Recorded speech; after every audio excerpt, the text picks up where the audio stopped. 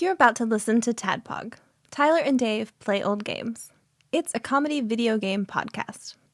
We would like to stress that the hosts are not experts and are really just very crass commentators. Seriously, this is an explicit podcast that happens to talk about video games sometimes. So please enjoy this pretty okay podcast with Tyler and Dave.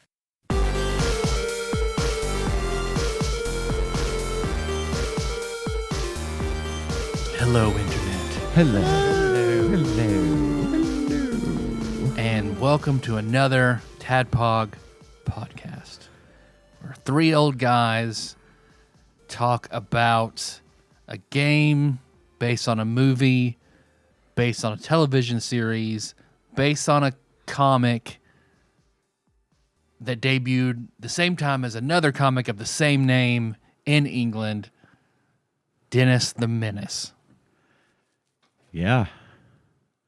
Which I watched. What did I watch today? I watched Angry Video Game Nerd talk about this. Yum. He was like, "Yeah." Did he like it? No. I mean, for him to do a video exclusively about one game certainly says something. Does he not normally do that? No, he'll combine and he'll do like Lethal Weapon. He did Lethal Weapon, but he did Lethal Weapon on NES, SNES, and Game Boy. Okay. So, but to dedicate just one singular Super Nintendo game So to it was one the game. SNES version? Yeah. So we'll get to that game and movie. Before that, how you guys doing? Oh, all right. You know Yeah. how it is. Yeah. Honestly, don't have a whole lot to report this week. I got a tattoo. I was about to say, you got a huge thing to I report. got a tattoo. I forgot. We were here Monday, and I talked to Dave about it, and it didn't come up because we were recording the part 3 of the Dark Tower series for the Patreon. Yeah. I thought you were saving this announcement for the... Well, I was. I got my tattoo. Very nice. I got my wedding ring tattooed on my finger. It still hurts, and I think it's going to peel a little. Yeah. I'm trying to baby it. It's real thick. It's thick. Yeah. Yeah, it's much thicker than mine. Super Yeah. sore.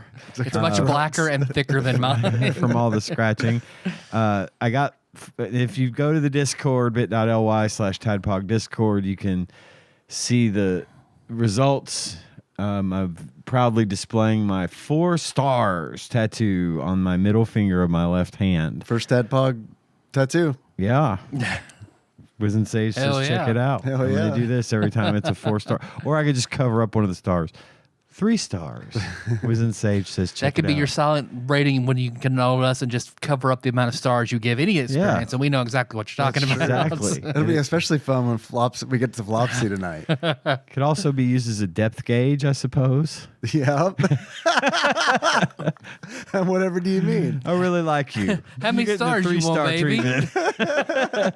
You're going to need to tattoo more fingers, I think. But yeah, I got that done, and I've been warned. I was warned by the tattoo place. First of all, I'm going to publicly decry the Lower Town Tattoo Shop or whatever, Downtown Arts Tattoo.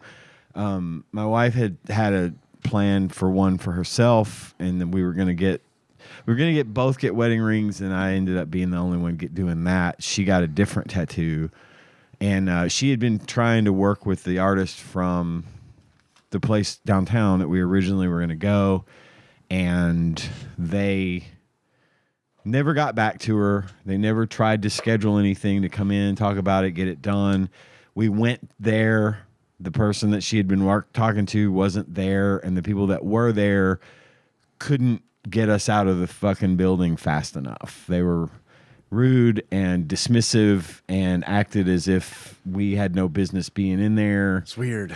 It's a weird direction. It's a weird way. It's a weird way to do business. Unless they just want to do flash sheet stuff. You know what I mean? I don't know. And they probably do a lot of that because they get a lot of walk-in business from downtown foot traffic. Mm-hmm. They're down on Maiden Alley.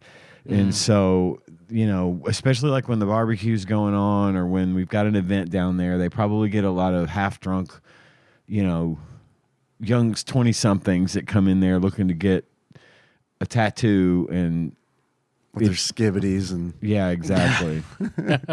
Or skibbity toilets. And so I told Choco Chica that the other day when we were going to Addie's graduation. She's like, I don't like this dress. I was like, it's so skibbity. girl, you look skibbity. And she paused. She's like, how do you know that? Yeah. TikTok, young lady. We know. It's not very Sigma of you to say that. So anyway, You're gonna get rizzed. we got she was pretty dejected by that visit. We had pretty much done this the Friday before Memorial Day.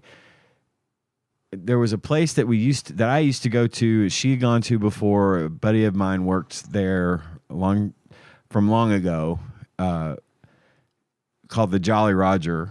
It's famous. It's famous. It's got a reputation around My here. first Good tattoo, reputation. I got my Playful 8 tattoo at the Jolly Roger by this guy named Hank Swift, who has been doing tattoos forever. He was just a couple of years out of high school I have before a story me. to tell you off the mics now.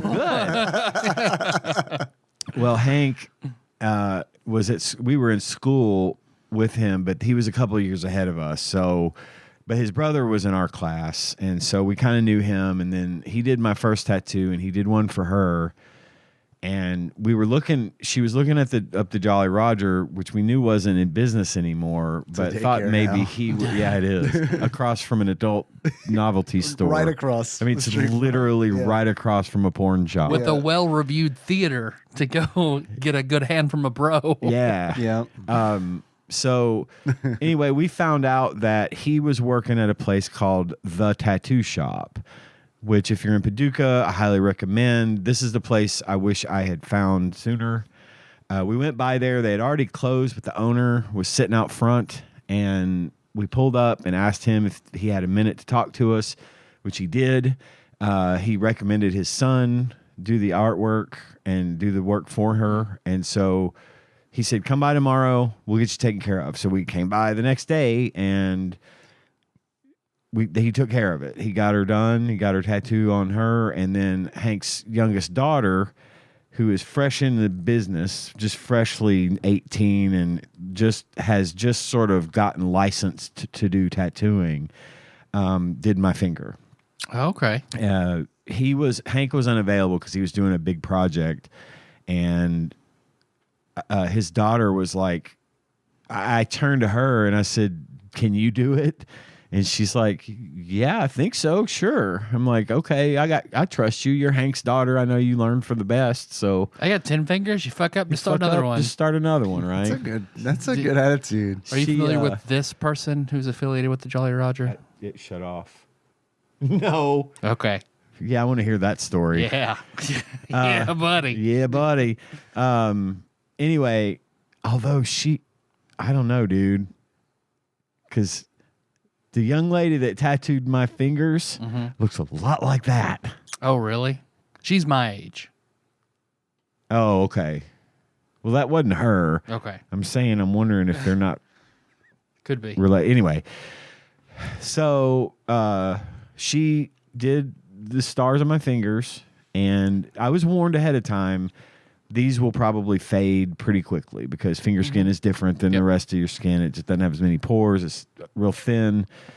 I'm already losing a little bit of it. Really? Yeah, but again, this is to be expected. But that seems really fast. It is fast. I mean, we're talking about 2 weeks, Yeah. and I've been trying to take care of it. But it's on your fingers, and Right. even Hank came in there. He says, you crank your fingers all day long, and Right. you move them, and you do things, and you bump them, and it's just bound to happen. They still look good, and they're Yeah, not they do. they're They not do look fading yet. And I do want them to fade a little because they're super stark, like black. yeah, they are like It's like super really, noticeable, really yeah. noticeable. Which I mean, It's to be expected. Right. But anyway, so she's doing the stars on my fingers, and real pretty young lady doing it, and I'm talking to her while she's doing it, and she starts at the closer to my hand, and starts working, and it's not too bad. It doesn't hurt too bad. And then she's moving her way down.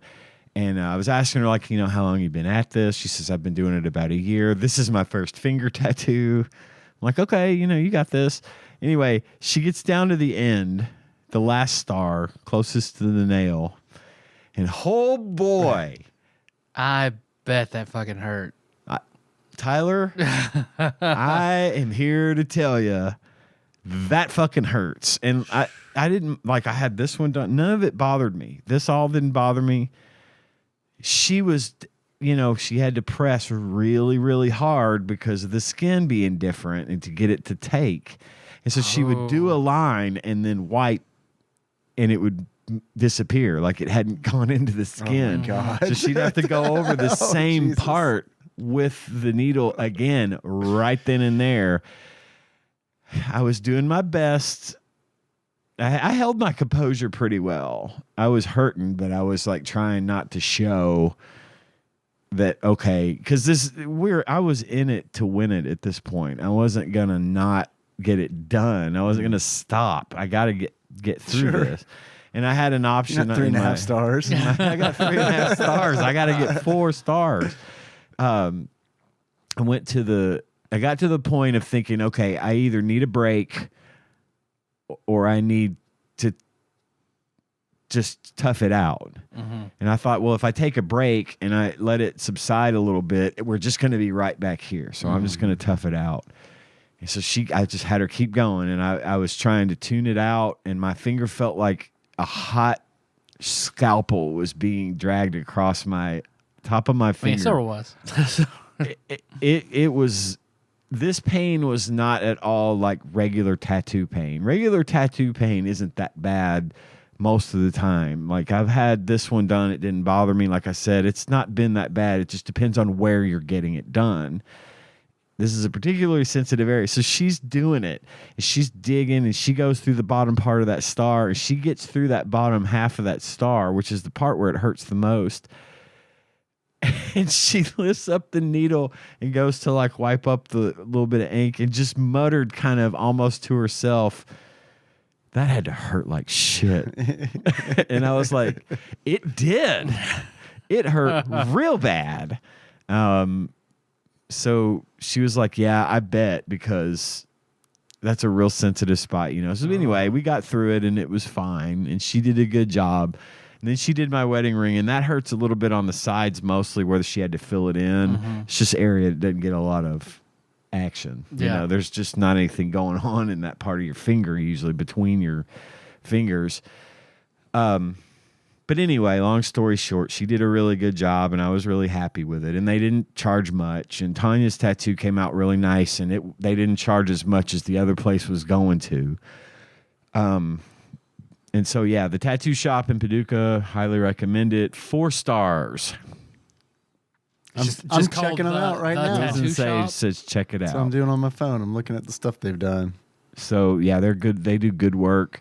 And I do recommend going there if you can. And then aside from that, I'm about finished with Parks and Rec, which I mentioned. I think I'm on the last episode. I just can't get to the end. I keep getting interrupted. But it's really good. And there's a lot. The later episodes I never even saw, so I was glad to get to those. Especially the last episode. It's like a producer's cut, and it shows like what happens with everybody in the future after the show ends. And I've really enjoyed watching that. I think it's just, again, it's joy. That show is joy. It's happiness. It's positivity, and it's probably one of the best shows that's ever been on NBC. Yep. If I had to It's guess. up there for sure. Yeah. It's a great show. And then in addition to that, honestly, Dungeon Crawler Carl has been taking all my free time. I have been listening to the 5th book, which I am very close to finishing, and I'm going to get right into the 6th, and then I don't know what I'm going to do without that in my life. I think you should start the Dresden Files after that. I may do that. I've really been enamored of this book and all these books, and the style is right up my alley, and I've really had a lot of enjoyment from it. And I also know that a couple more people on the Discord have picked it up and started reading now on my recommendation. So thanks for that validation. It's always nice when I recommend things and then people come back and say thank you for that, because it's awesome. That's why I talk about stuff, is because stuff like this that I enjoy, that means a lot to me, or that is just fun or entertaining, I like to mention it here so that other people can possibly enjoy it too. So anyway, that's pretty much been my week. I haven't had a whole lot going on. Things have been busy at my place of employment, and when I get home from that, I don't do much. I sit and watch TV and play Overwatch and listen to Dungeon Crawler Carl and go to bed. So anyway, that's my story, and I'm sticking to it. Dave, what have you been up to? I've been reading some of that Dungeon Crawler Carl. What? Yeah. I'm not super far into it. I'm about like a third of the way through the first book. I like it. It's fun. It's like they say it right in when it was being described early on in the book. I was like, that sounds like Running Man. And then like absolutely. And then they reference the Running Man, like the main character says something like, this is like the Running Man. Yeah. Okay. And it's really nice how hyper aware of their references they are. Yeah. And the way that they thread those in. There's a reference later that I was like, wait a minute, this is like Footloose. And then literally a few minutes later, it was like, Donut says, this is Footloose. And I was like, yeah, okay. They do a good job about that kind of stuff. And like, I think it's really entertaining how they slip pop culture stuff in there without really like making a big deal about it. Which is very different than say like Ready Player One or something like that. Really because different. It's like, I love, like they don't, sometimes they explain it, but a lot of times they don't. There are two goblin shaman, Rory and Lorelei. Yeah. Not even mentioned like why they're named that. Nope. And then like the goblins, but sometimes they do mention like the A-Team where it was like Murdoch. And the goblins named Murdoch, Hannibal, and BA. Yeah. So yeah, it's cool. I like that. It's a really lighthearted, entertaining book. It gets so far. it gets pretty deep, and it gets to some. There have been some places that have literally just made me choke up. Yeah, because they don't ever forget the funny, and they don't ever forget to leave out the ironic or the funny or the crazy. But occasionally, you find yourself getting wrapped up into these guys and cheering for them or crying for them, and it's just these really super fucking relatable characters that make the book such a success. Yeah, I think it's great. Good. Yeah, I'm glad I think you're it's enjoying great. it. I'm looking forward to finishing the first book, and sounds like I'll be reading all of them. Cool. Love Princess Donut. God, she gets better. She just keeps getting better throughout the book. It's such a good pairing. It is. It really is. I'm excited to meet new characters, and I am excited to see how seeds that have been planted already in this book come to harvest if they do. So yeah, it'll be fun. I'm a fan. It'll be fun for you. I'll be glad to be able to talk to you about it whenever you get down the road. I go at a slower pace. Yeah, no worries. But I'm looking forward to it as well. I might start it over. You will probably finish it a second time before I finish it at first. Yeah, I mean, I just dig it. Yeah, I like it too. Yeah. I got Warrior to 90. I can't remember if I said that. You were close. Yeah. You were talking about getting there. It's there. Nice. And it is my favorite class, favorite job in the game. It is probably what I'm going to play through the next expansion, Dawn Trail, which comes out soon, very soon, late June, early July. So yeah, I'll probably play through it first as Warrior. Sweet. Tanking has been a lot of fun, as I mentioned previously. Gets that heart rate going sometimes, which is nice.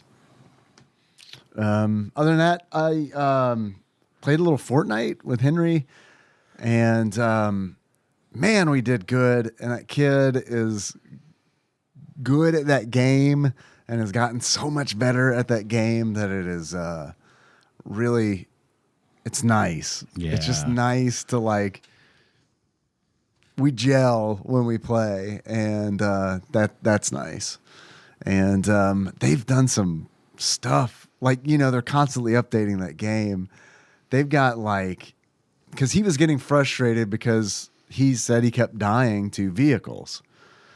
And the reason that's the case is because they're doing this. I don't think it's an official Mad Max thing, but they're like a Furiosa-ish. and it might be. I don't know. I didn't really look into it, but there's this whole thing right now where it's like there are stations set up where if you drive up to it with a vehicle, you can get it modded with like bulletproof tires, spiked bumpers. You can mount machine guns on the roof. You can mount grenade launchers on the roof. So he was expressing that he was tired of dying to vehicles. And I was like, well, then let's do that. Let's get a vehicle. Let's get a vehicle and do it, because that seems like it could be fun. And he's like, okay. And then, oh, God, we ripped. We ripped, man. Because I love in those kinds of games, like in Animal Royale. Getting the hamster ball. Yes. I love vehicles in Battle Royale games. So this was like great for me because it's like, dude, let's just get a machine gun mounted on this thing. I love to drive in these games. Yeah. I'm just going to drive around and you can just gun people down. So yeah, we did that. That was fun. They're doing some kind of again, because I didn't like.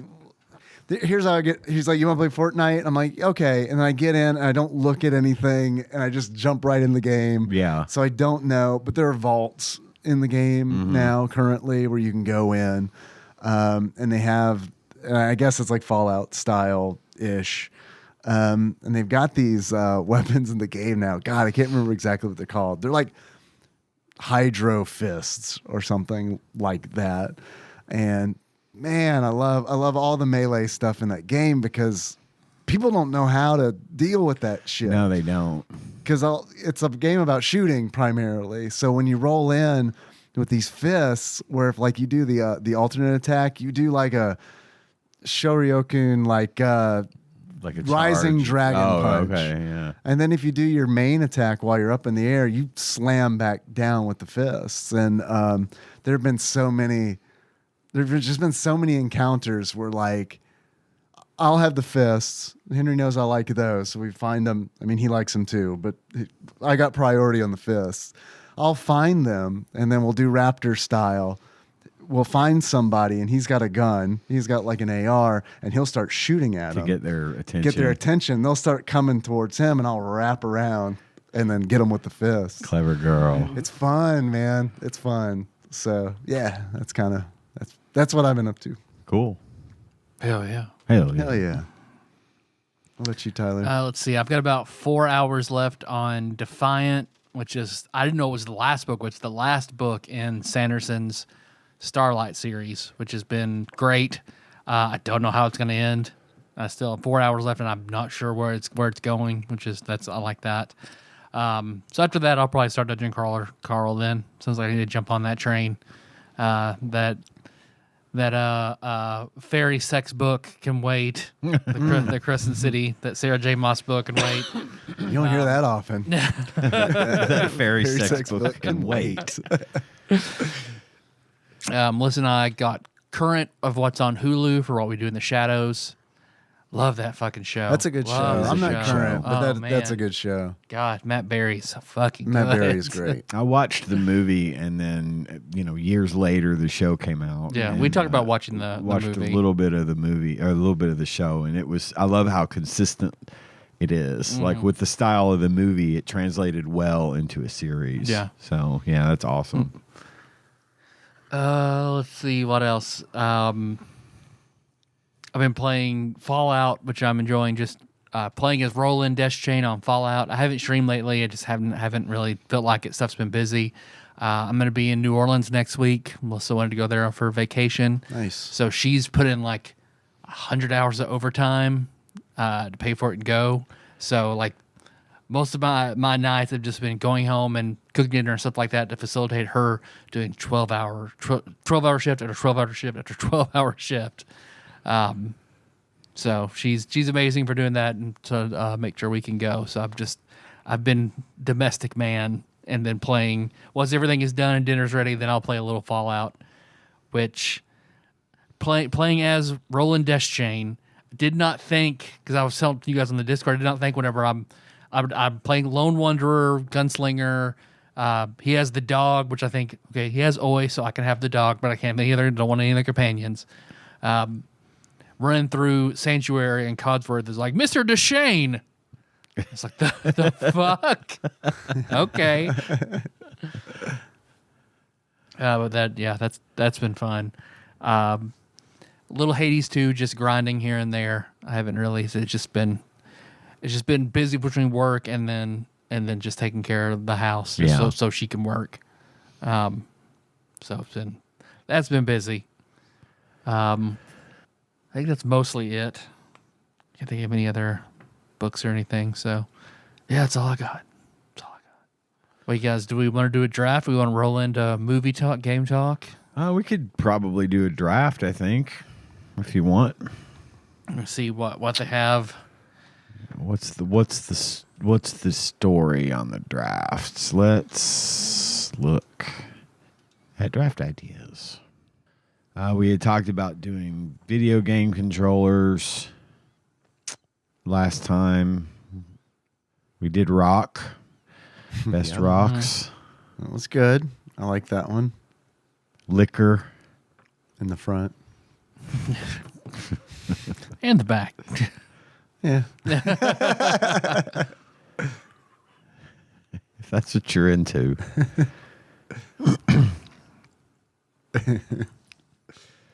Game developers, school subjects, TV. School subjects? School subjects. That's an interesting one. There are 15 of those, right? Sure. We include like college courses and shit. We could do school subjects. I hated school.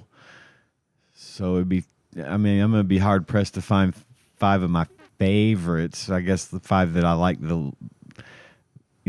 not the least. Yeah. Or how about classes? You do a reverse individual classes. Ooh, or reverse draft is good. Classes? I thought. School subjects are sort of like whatever. Oh, yeah, I understand. Yeah. Like school subjects are they're like broad. Yeah. Like math.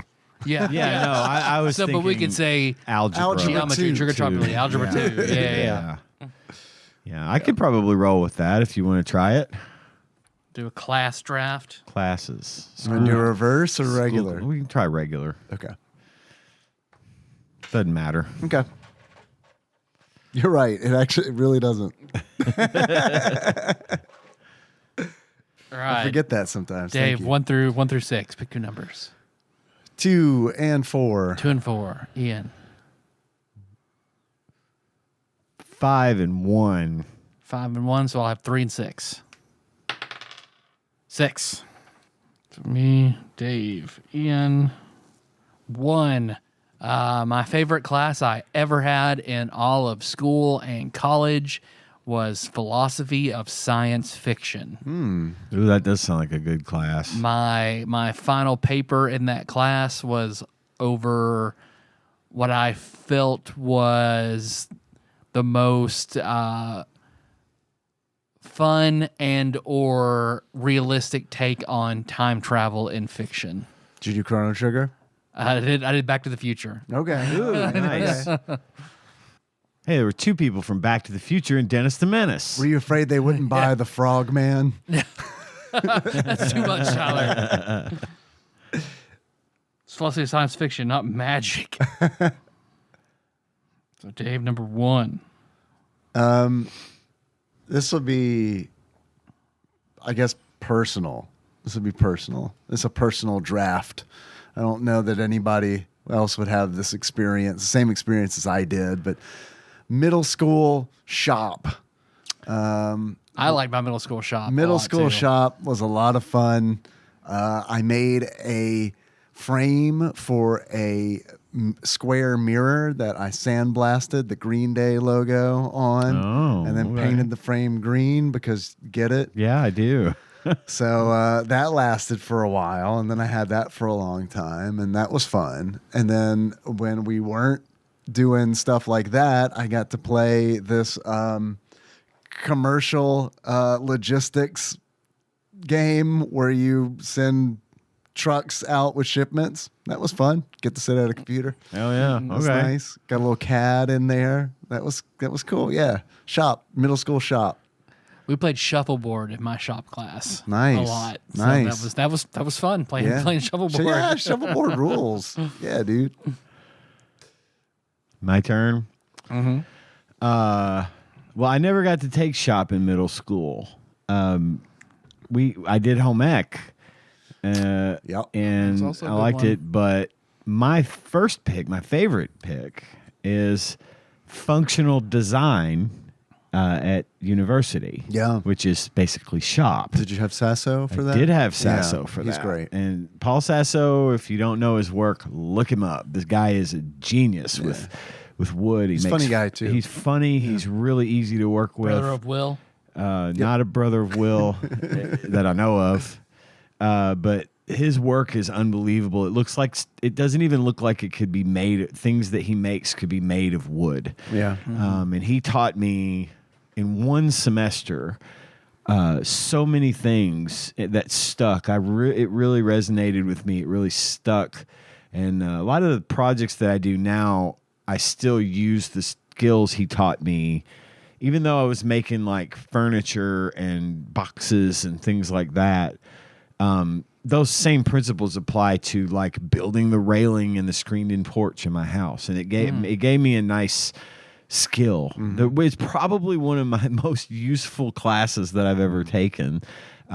In his class, I built a box that had like made out of walnut with like inlay in the shape of a gold chain around it, and it's got a secret way to open it.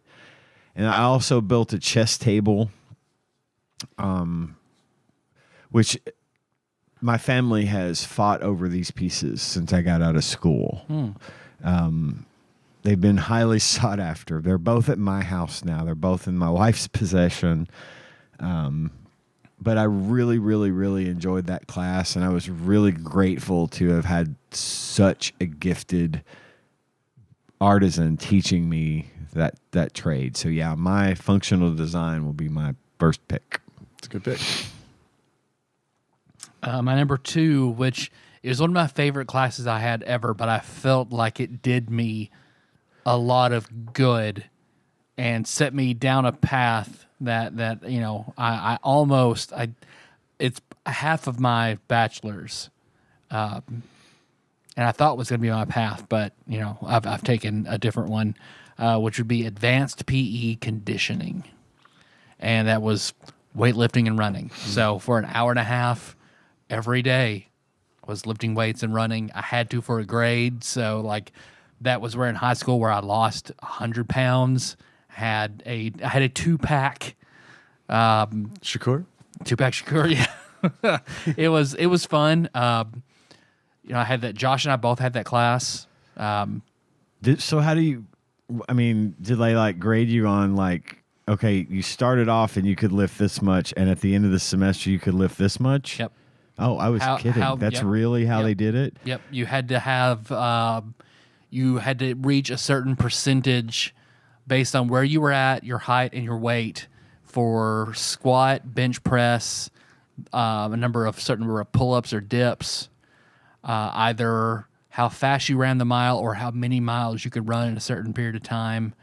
It sounds like Army PT, honestly. But it was fun though, just because we got to blare whatever music we wanted. Sure. You just kind of came as long as you included running, you pretty much got an A. The teacher was very big on running and the athletic conditioning. Cardio. Lots of people just go in and all they want to do is lift heavy all day. They get a C or a low B. But as long as you did both, easy, get your A. You always get the exercise. Like that's great. Just kind of loved it. Loved it. Got a good working knowledge because a lot of those guys were. One of them I had that class with is now a championship like strongman competitor. Huh. So like just learning how to do all that kind of shit that I still build into workouts now and everything like that. So it's set a good foundation for everything. I loved it. Josh and I both loved it. Cool. So that's awesome. And then sometimes we got to go play dodgeball with the regular PE kids. So The normies. normies. The regulars. The regulars. I'm gonna go with typing, and like once again another middle school class. Yes. Typing ruled. That would have made my list too had you not picked it. Oh my 'Cause, God. I mean, typing / word processing. When I actually did your first typing year, was it Electric typewriter. electric typewriter? Is what Okay. we did. So did you have Miss Jones? Well, I went to middle school in Iowa. Oh, so- I didn't take typing until freshman year. Oh, see, we didn't even have it in high school. It was not a thing. Typing and word processing wasn't a thing at No, sir. we went to the same school. Had they just did. done away with it? I assume they did. Huh. Weird. Yeah, because we didn't do any of that. We didn't Mavis even Beacon have. took it all away. Mavis Right. Beacon. Yeah. Ah, Mavis. But man, I'm actually in love with Mavis Beacon. typing in There middle is no school, Mavis Beacon. it fucking ruled. I was already good at it because a friend of mine, Matt, had the internet, and we talked to girls on there. Yes. So the faster you can type, the faster you can talk to a girl, in theory, on the internet. It's on a good BBS, motivation. local BBS. Yeah. Yeah. Yeah. So it was awesome because the teacher was a good fit for me because it was the kind of teacher where it was like, if you do your assignment and you do a good job, then you can do whatever you want. I don't care. Right. And that's always a huge Hell incentive yeah. for me because it's like I will do my best job and I'll do it as fast as possible so I can play battle chess, so I can play Where in the World is Yes. Carmen Sandiego, I can play the paper airplane game you got on that Mac. I like that. So yeah, it was all Prince of Persia. Hell yeah, man. Oh, Hell yeah. typing. Hell yeah. Oh, typing. My typing teacher, the typewriter one, her name was Mrs. Jones, and she looked like Counting a Crows. stereotypical 50s secretary. Oh, yeah? I mean, like Does she have the the hair horn-rimmed glasses? and the horn rim glasses, Looked like a Far Side character. and like the pencil skirt, and like very prim and proper all the time, and Yeah. would never really raise her voice. It was more. I mean, she could have taught a girls' etiquette class. You know what I mean? Like Princess Donut that over woman. here. She was Princess Donut, but she wasn't like she was a harsh but patient teacher, and she was never mean, but she was stern, and And had high expectations. she had high expectations, but was patient to get you to the point of meeting those expectations. But like when we would take our test, you know, these typewriters that they equipped her classroom with had corrective ribbons in them. yeah. We were not allowed to use the corrective ribbons, but people would use them. And when you'd use the corrective ribbons, it would make a makes a very sound. distinct sound. Yeah, it does. That rip, rip, rip, rip, rip, rip. And we'd be taking our typing test, and like from the back corner of the room, you'd hear rip, rip, rip. And she would stand up and be like, "No corrective ribbons. I'll know." And it was good. a frog, Mrs. Jones. But at the end of the day, I learned how to fucking type. Yeah. And then the second year was word processing, which was the good class. Because by that point, I knew how to fucking type because I was practicing at home. I had the Mavis Beacon. I had all the stuff. But I got to play battle chess. And I got to, because Mrs. Johnson, our typing teacher, God rest her soul, she's passed away. She was the sweetest, nicest woman. And she was like that. Get your assignment done. You can do whatever the hell you want. And I played a lot of battle chess that year on those computers. Hell yeah. Hell yeah. Good pick, Dave. Thank you. Love that. What you got? What's your next, Ian? My next one is also a college course. I took metalsmithing. Paul Sasso's wife actually taught that class. Yeah, it was not her when I was there. But was it not? No. So I don't know anything about his wife. Was she as good as him? She's I as assume? good at metal as he was at wood. They were a match made in heaven. Nice. And I had already done a lot of metalsmithing in art class at Tillman at my school. I don't care. Fuck it. I went to Paducah Tillman, and I really liked that. And I don't think it had anything to do with my dad being in the industry. My dad was more into sales. I liked making than it. actual. And I made several pieces in high school that Tanya still had. I made a lot of them and gave them to her, mostly out of silver. I made her a brooch that's like a snake turned on its own tail with emeralds for eyes, like actual An emeralds. Ouroboros. I made her engagement Ouroboros. ring. Like, you only see those every now and then here.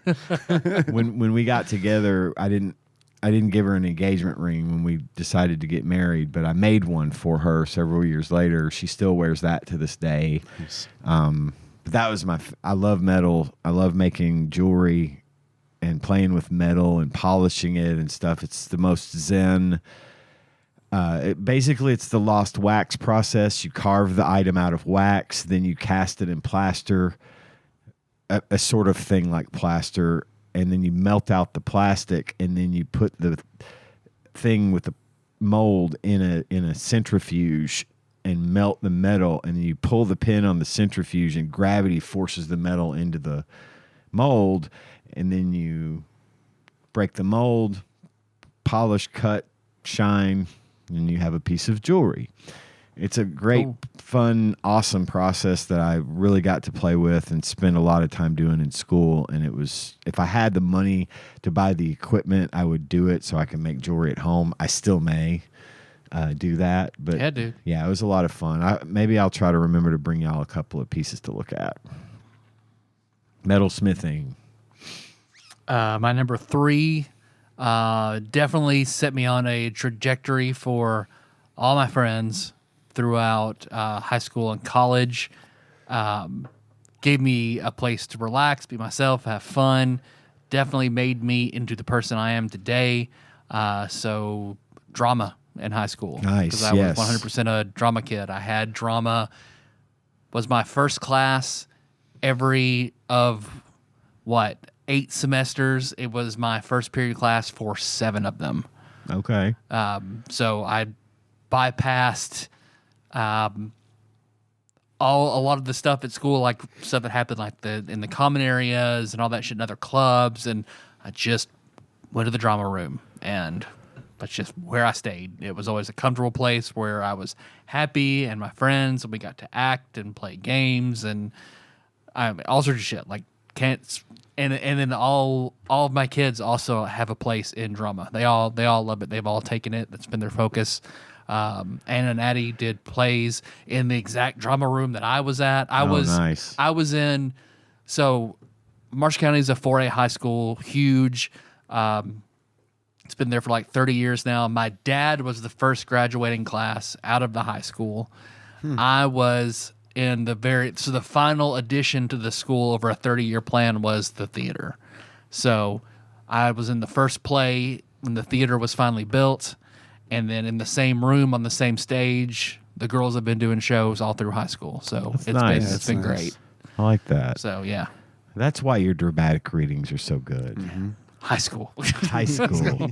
Both my parents were drama majors. Oh, yeah? Well, I was a major for a minute, then I realized like, oh, I don't want to do this. they did as a like career. they did like the Kentucky, the theater at the lake, the Kentucky theater at the lake. Oh yeah. They worked there for a couple of summers, like acting and play. I've got a picture of my mom dressed up as Cleopatra. Badgett Playhouse. I think so. Yeah. I've got a picture of my mom dressed up as Cleopatra in one of the productions that my dad had made and had framed. But yeah, that was a big deal. Then my mom moved to education, but yeah, that was a big deal in our family too. I never got into that. I think I would have enjoyed it though. Yeah, It and sounds- Melissa wishes she had. Yeah, I kind of feel that way she went to too. peer pressure that she didn't want to be a nerd, but wishes she had. But I can see your love for it. And Oh, God, no so joke in the much. things that you do, like your actual plays and your dramatic readings. Even all that stuff really shines. That's really awesome. Because I loved it in college too. I only did one main stage show in college, but I did a lot of black box theater in college. Yeah. Loved black box shows. Okay, awesome. Dave, number 3. High school bands. There we go. High school band fucking ruled. It fucking ruled. It was hard work because you would have to go there in the summer and practice playing, memorizing songs and marching formations Tillman because had an awesome band. Tillman band ruled. It And did. It was amazing. loved it. And it was so important to me my freshman year, especially because it was like the band was so big at that time. It was huge when I was third there. of the school, essentially. It was Yeah. a huge band. And I remember being a freshman and being in the band room and given a hard time by the seniors there in the band room, but outside of the band room, You were. one of them. Yep. And they would stick up for you, Hell yeah. and they would stick up for all the freshmen. And I hung out with I wasn't in band, but I hung out with the band. Like my girlfriend was in band. Most of my best friends were in band. So I was always there. I got to sit with them during football games if I Nice. wanted, That's just to fun. hang out. And I could like, basketball games, I would be especially beating fun. on the stuff with them and, Yeah. hype, being a hype man or something. Yeah. I remember our buddy Dane, not our, Not backlog not banisher. backlog banisher. Sex Dane. whale. Sex whale Dane. He was in band one year, and but he was only in there he was already had enough to graduate. He just needed one credit. So he sat in with the band for one semester playing electric guitar. Yeah, I know someone else who did that for a year, for a semester. Yeah. One of the best shows ever. They got out there and did the final countdown by Europe. Yeah. And it wasn't just Jobstein. it wasn't just that. Dane was fucking rocking it over there with an electric guitar and playing a solo and shit. They had the fucking crowd going wild. It was Yeah. amazing. So yeah, I could totally Loved it. relate. I loved it. I love that you were in band. We went to Hawaii one year, Nice. which was why there was a third of the school in band. yeah. Same for Marshall County. Yep. Which, hey, man, I mean, it worked. I got a bunch of kids in band, and then not all of them stayed for the next year, but I mean, a lot of them did. We had a pretty big band until a new teacher came in who I really liked, but he was a lot more serious about, us improving, Sure, and, sure. and performing, and so yeah, man, it was cool. Big fan, Yeah. big fan of band. Because Nice. my high school girlfriend was in color guard, and she was all Yeah. excited. They got to go to Hawaii too, and then she got mono and couldn't go. Oh, that sucks for her. She's a shitty person. It's totally fine. Yeah, Man. color guard. Sorry, I didn't No, mean to interrupt, yeah. but color guard's one of those things where it The was like, horrorcore, as they were also called. Yep, they called him that in my school too. I wasn't going to say that, good but I mean, reason. I did hear that. But color guard was one of those things where it was always like, man, we're playing instruments out here. Y'all are swinging in flags and stepping in time. Your weird rifles that you're throwing in the air, your wooden rifles. Ian, number 3. My number 3 is also a college course. I had a physical requirement to get my diploma. I was never much of an athletic person. I do like sports. I like playing, but I never like having to do it. But I did manage to find a physical requirement class that I really liked. Bowling. I got to go bowling for free 3 times a week for a grade. At the lanes across from the college. At the lanes across from the college. And the grade was, do you know how to keep score? Yes. A+. I would fail.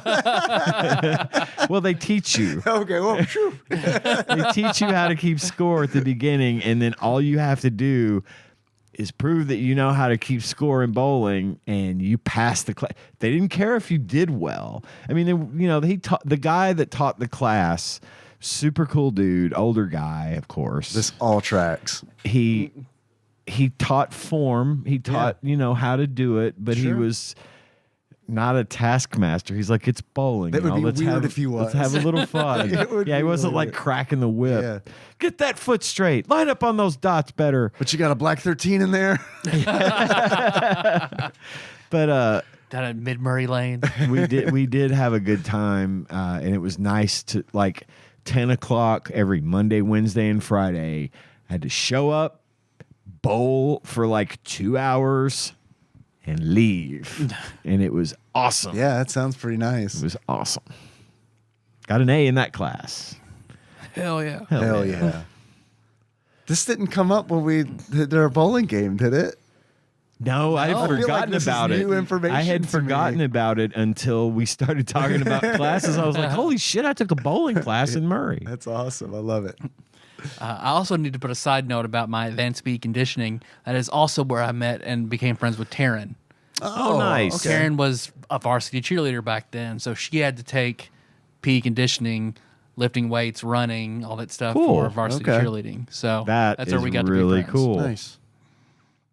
But my number 4, which it was close with drama, so I had to kind of choose. My 4th would be from culinary school, my international cuisine class. That was fucking great. I still keep, and it is in my shelf at work, and I still refer to it when we need it. Casey used it a lot, which was my notebook. So we had to keep a very extensive notebook. Every week was a different ethnicity of world cuisine.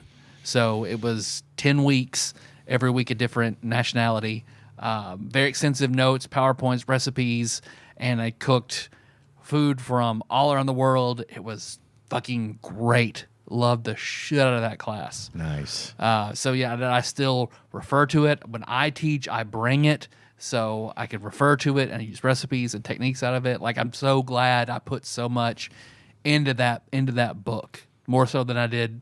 We had to do them in a few other classes, but that was the one that, this was in 2007, and I still have that book in pristine condition, still use it to this day. Nice. But yeah, international cuisine, definitely, and that led me to me doing my internship at a Malaysian fusion restaurant after cooking Korean, Japanese, and Chinese food all in international cuisine. So, yeah, fucking phenomenal class. Dig. Dave, number 4. Silk screening at university. That Oh, was at uni? fun. At uni.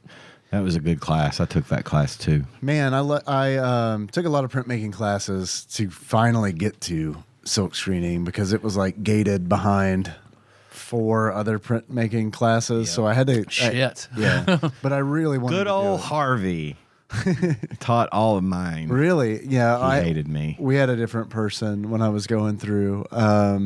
Harvey hated me. I liked our teacher a lot. Good. I was pretty straightforward with her and let her know that I was really just interested in silk screening, but understood that I needed to learn these other processes first, Sure. and that I was going to try my best. But we'll see what happens. Right. Right. It's not my bag, baby. But yeah, it was fun. Doing like the lithography and like the woodcuts and Yep. like all that was neat, and especially learning lithography, the process of that was really, really neat. Yeah, I that liked was that a cool class. way more than I thought I would. Way more. Etching was pretty cool. I was a big With the fan acid of baths etching, and all that. acid baths Yeah. and stuff, and the lino cuts. You and can do stuff. some really, really cool stuff with that. But yeah, man, once I got the silk screening, it was awesome because it was one of those classes where it's like, it's kind of the same for the other printmaking courses, but more so for silk screening, where it's like, I'm going to teach you the process and then do it. do it. Yeah. Yeah. You got to make, you got to turn something in on this date and then on this date and on this Yep. date. So just How a lot of those were structured. yeah, just do what you want to do, and we'll see what you got when the time comes. A lot of that kind of stuff we touched on in high school. I did the lino cuts and the etching and we got into tie-dye and batik and all that kind of stuff, and that functional stuff was always fun. Yeah. It was always really good shit. I liked silk screening a lot because of, I would just come in and work in the lab Yep. super late, and then kind of like you're talking about with conditioning, Tyler, it's like play music. I would meet with people there. Like there was a group of people who would also work during the night. That's when I would normally go, is late at night. Yeah. And we'd hang out, like listen to comedy CDs and stuff while we were working. Yeah, it was neat. It really was a great experience. That's awesome. That's one of those things where you're talking about, having the equipment to make jewelry. I've always been like looking at silk Wanted screening. to have silk screening It's at not home. that expensive, but No. it's more of a how do I deal with the waste? There's a lot of waste, and there's a lot of big equipment to find place to put it, and just things of that nature, especially if you want to go old school and do it the old way. Yeah. But they can get expensive it if can you do get like expensive. like the vacuum sealed kind of stuff. Have you seen the one that he does downtown at the Arts Festival? No, is it a pop-up? It's a big machine that like has seen that, different no. screens, and it's all automated. So he'll put the thing in the computer, and then it just kind of lays it, does it, then goes to the next color and does it. And he has to, mind it and watch Squeegee it and squeegee and all that. It's Cool. pretty cool. I haven't seen that. I've seen videos of that, but I didn't even know there was somebody who did it here. Yeah, he does it down in the Arts Festival. I don't know when he does it. Like, I don't know where he works normally, but he makes a lot of Paducah centric shirts that are, some of them are really cool. Yeah. Really funny Cool. too. Yeah, number 4. German in high school. I took Beck? 3 years of German. Who was your teacher? Mrs. McManus, That changed too. the Frau.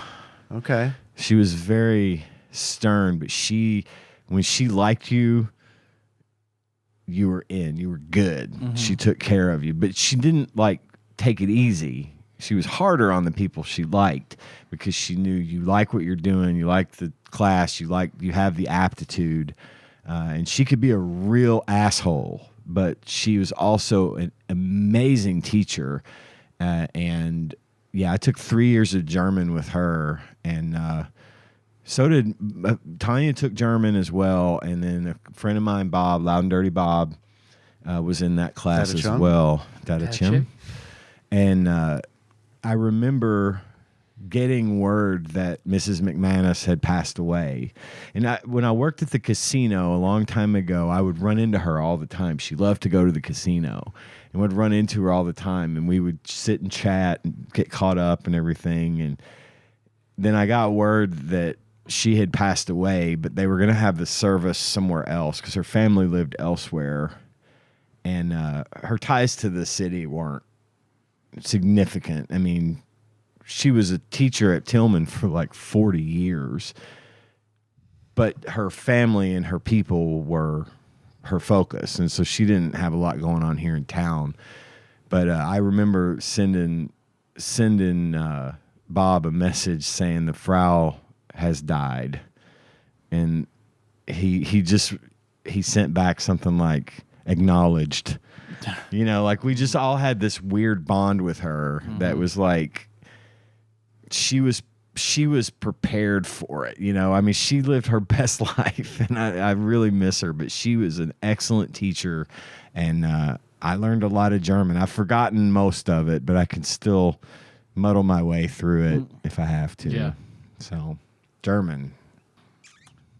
My number 5 class, which there's only one. I'm having it at 5 because I don't remember anything about the class. Remember nothing about the content.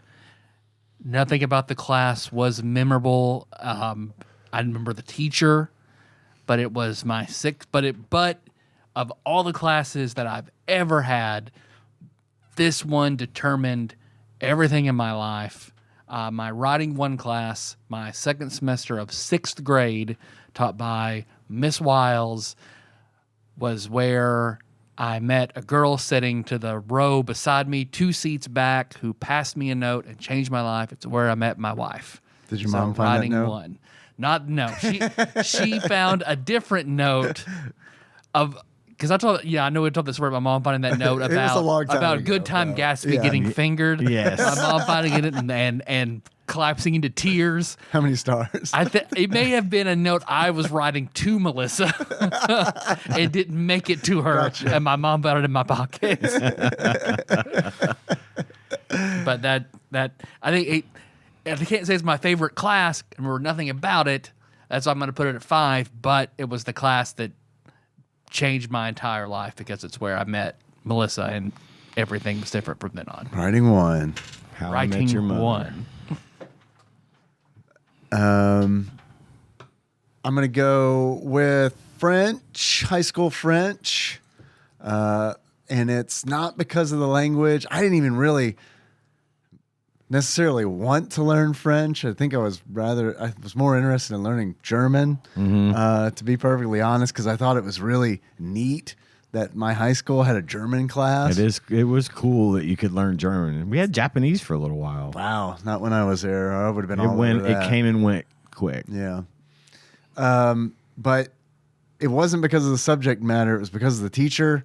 And because of this teacher, Mr. Smith. God rest his soul. Oh my God, dude. I think about this man. This is not an exaggeration. I never had him in class, and I still love this guy. I think about this man every other month. This is not an exaggeration. No, I believe me, I understand. Mr. Smith was a fantastic human being. Phenomenal. He really was. I'm getting choked up. He was extremely entertaining. Yeah, he's a good dude. And I took French 1, and then I was like, I have to be in a class of this man's every year. Yeah. I have to. Yeah. So I took French 2, took French 3, and then I took AP English as a senior. It's like I'm done with French. Yeah. I can take I can take AP English with him finally, which is what I'd always heard was one of the best classes that he would do because he fucking loved literature. He did. He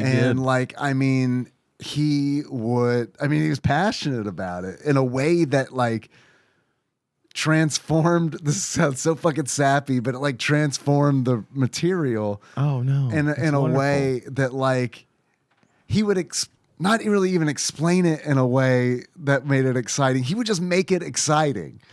Like Paradise Lost. Mm-hmm. He loved Paradise Lost. I'd never in my entire life would have been like, oh, Milton's Paradise Lost. That sounds like something to be super interesting.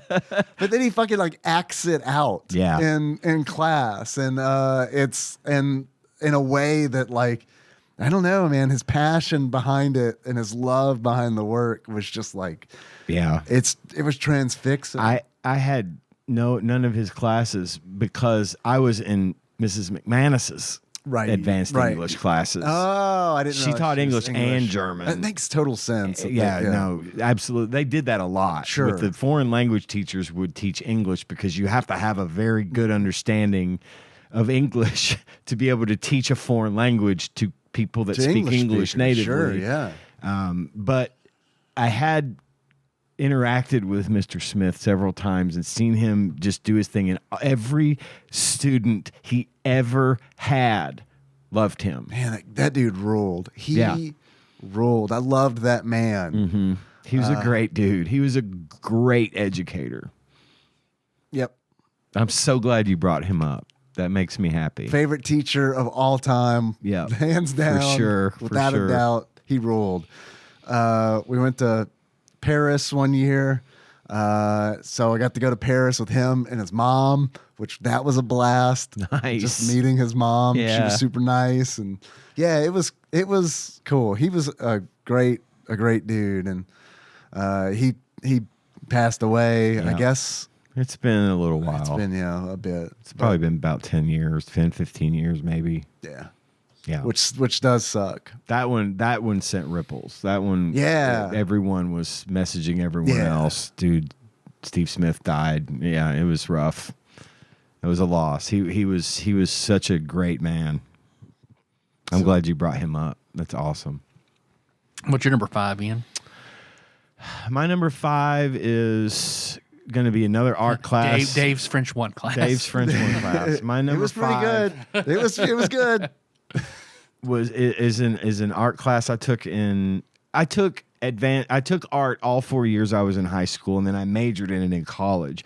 My teacher, Miss Baggett, was our art teacher at high school, and she was a Murray State graduate, and she taught her classes at Tillman basically the exact same way that the curriculum was set up at Murray State. So we got exposed to all kinds of shit, all manner of, I was mentioning to Dave, I've done drawing, sculpture, metalsmithing, batik, weaving, painting, any photography, which is my number 5, photography, all of those, and then that was all, we were exposed to all of that throughout high school. And then when I got to Murray, it was like I was just taking art classes that I had already had. Yeah. So I kind of breezed it, it was easy because I understood. She taught the way that the teachers at Murray teach, and I was able to just go in and I felt right at home.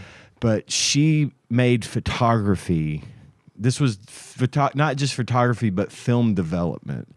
So this was before digital cameras and all that were so common. We were developing rolls of film and printing them on paper and going through the chemical baths and doing all that. And we had a dark room that had like a big black revolving door that you could go through, and you go in the dark room and develop photos. I could spend, much like you with your silk screening, I would stay after school for hours and hours in the dark room developing film and looking at proofs and making pictures and stuff. And that was the one thing about school that I truly, in high school, that I truly was passionately into, was photography. And I wanted there to be an entire class just on photography, but unfortunately there wasn't the resources to do that. So it was like I would only get one semester of it every year. But when I got to do it, I loved what I did, and I loved that thing a lot. That was and I could to this day, I did it so much and it became so ingrained in me. I could develop a roll of film and print it on paper right now without reading the book. I still have those books though, the red binders that I kept of all the notes and everything. And sometimes I'll go back through and look at those just to put me back in that place because I really loved it. Odd color choice, Brad. If it was in the dark room, yeah? Yeah. True. It looked white in the dark room. I guess that's, but it was easy to spot, or it was camouflaged, almost, I guess. I took photography at Murray, and was Michael Johnson your teacher? He was. Yeah, I had him at Murray too. Cinematography as well. I didn't really get along with him. Most people didn't. I actually did, but most people did not get along with him. Yeah, I didn't really get along with him. I didn't really like his style of teaching, and I was he was very hands off. Yeah, which normally I like. But in a technical field like photography, especially with the developing it, you need to be hands-on. Yeah. You need to be teaching and not just observing. But but there are elements of it that I really enjoyed, like the composition, all of that. Yeah. It was, it was kind of it was kind of a struggle in the dark room. Yeah. I got an A in his class. I believe that. I enjoyed that so much. I did not. But I passed it. I think part of it had to do with the fact that I already knew how to do it by the time I got there. So I got to focus on the development process was just a step in the, I got to focus on my work and not so much having to struggle with getting it developed. Sure. So yeah, I think it was a help. I think I probably would have enjoyed like a commercial photography class better, because I didn't expect. In fine art photography, I did not expect it to be as technical as it was, and it very much was. Technical analog. Yeah, yeah. I took a cinematography class from him as well. My second semester after photography, I went to cinematography, and we got to shoot short movies. Yeah, I've got mine somewhere. I got to find it. You do. I want to see it. It's funny. I think I may have told y'all about that. I think you have mentioned that internet chat thing. But anyway, Was that the last That's one? it. Okay. I just want to say I've really enjoyed doing this This was a draft. good conversation. And yeah. I want to say to anyone and everyone out there listening, if you are a teacher, I'm sorry that you don't get paid enough, but I want you It's to okay. know I am extremely grateful for what you You're do. For all the teachers that do what you do, making the impression like the Steve Smiths and the Ruth Baggetts and the Homie, I'll never Mrs. forget that man. McManuses I won't. of the world. You guys are the fucking greats, and you shape our kids, and I love what you do. And my It mom sucks was how a teacher. dismantled it's becoming. Yeah, it's a shame, and I hate that you aren't appreciated more. My mom was a teacher for her entire life.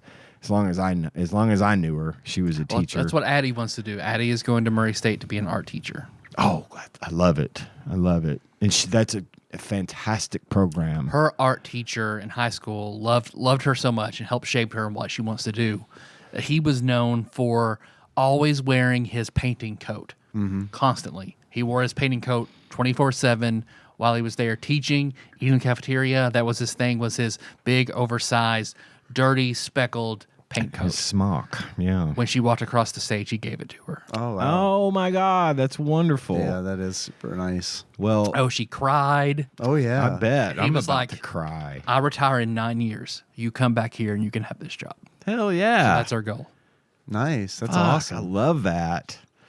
Well, thank you to all of our teachers and for the hard work you do in taking care of our kids. I know it's a thankless job. So much of it is thankless, both in the pay and the recognition and in the kind of having to be in charge of other people's kids all the time and still caring enough to put yourself in that position. So thank you to our teachers.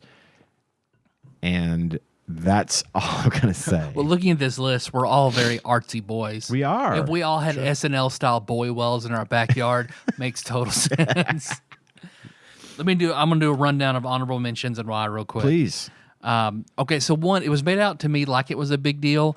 Turns out it was not a big deal to have high school diplomas were Commonwealth honors and general high school diplomas. And we were talking like, oh man, you got to get the Commonwealth. You have to, it's a high school diploma. It doesn't fucking matter. We were acting like it was a big deal. So I took mostly honors, AP and honors classes, but I couldn't hack the math classes. So basically, because I had like regular math classes, I was get the general diploma no matter what. So I tried, I took honors in AP, and then when I got my senior year and took AP chemistry, 2 days into it, I was like, fuck this. Yeah. Switched to general chemistry. Holy shit, the reversal in life that was, because that teacher did not give a shit. Did not give a shit. I was able to do all my tests orally, so I just got up and just kind of bullshit a story. A. Shake and I sat in the back of that class with our TI 84 calculators playing Tetris so you can get the highest score. She had a computer in the back. She didn't say anything. If middle of class, we go back there, fire that up, play Carmen Sandiego and Scrabble. Didn't give a shit. That class was amazing just for that. We got A's. She'd even say, like, people want the world to be on a bell curve. I think that's awful. So take my Nice. class. You'll get a good grade. She didn't last very long. No, I figured she probably didn't. Another one, creative dramatics in college. You just play theater games for an hour, Okay. Monday through Friday. It was fucking great.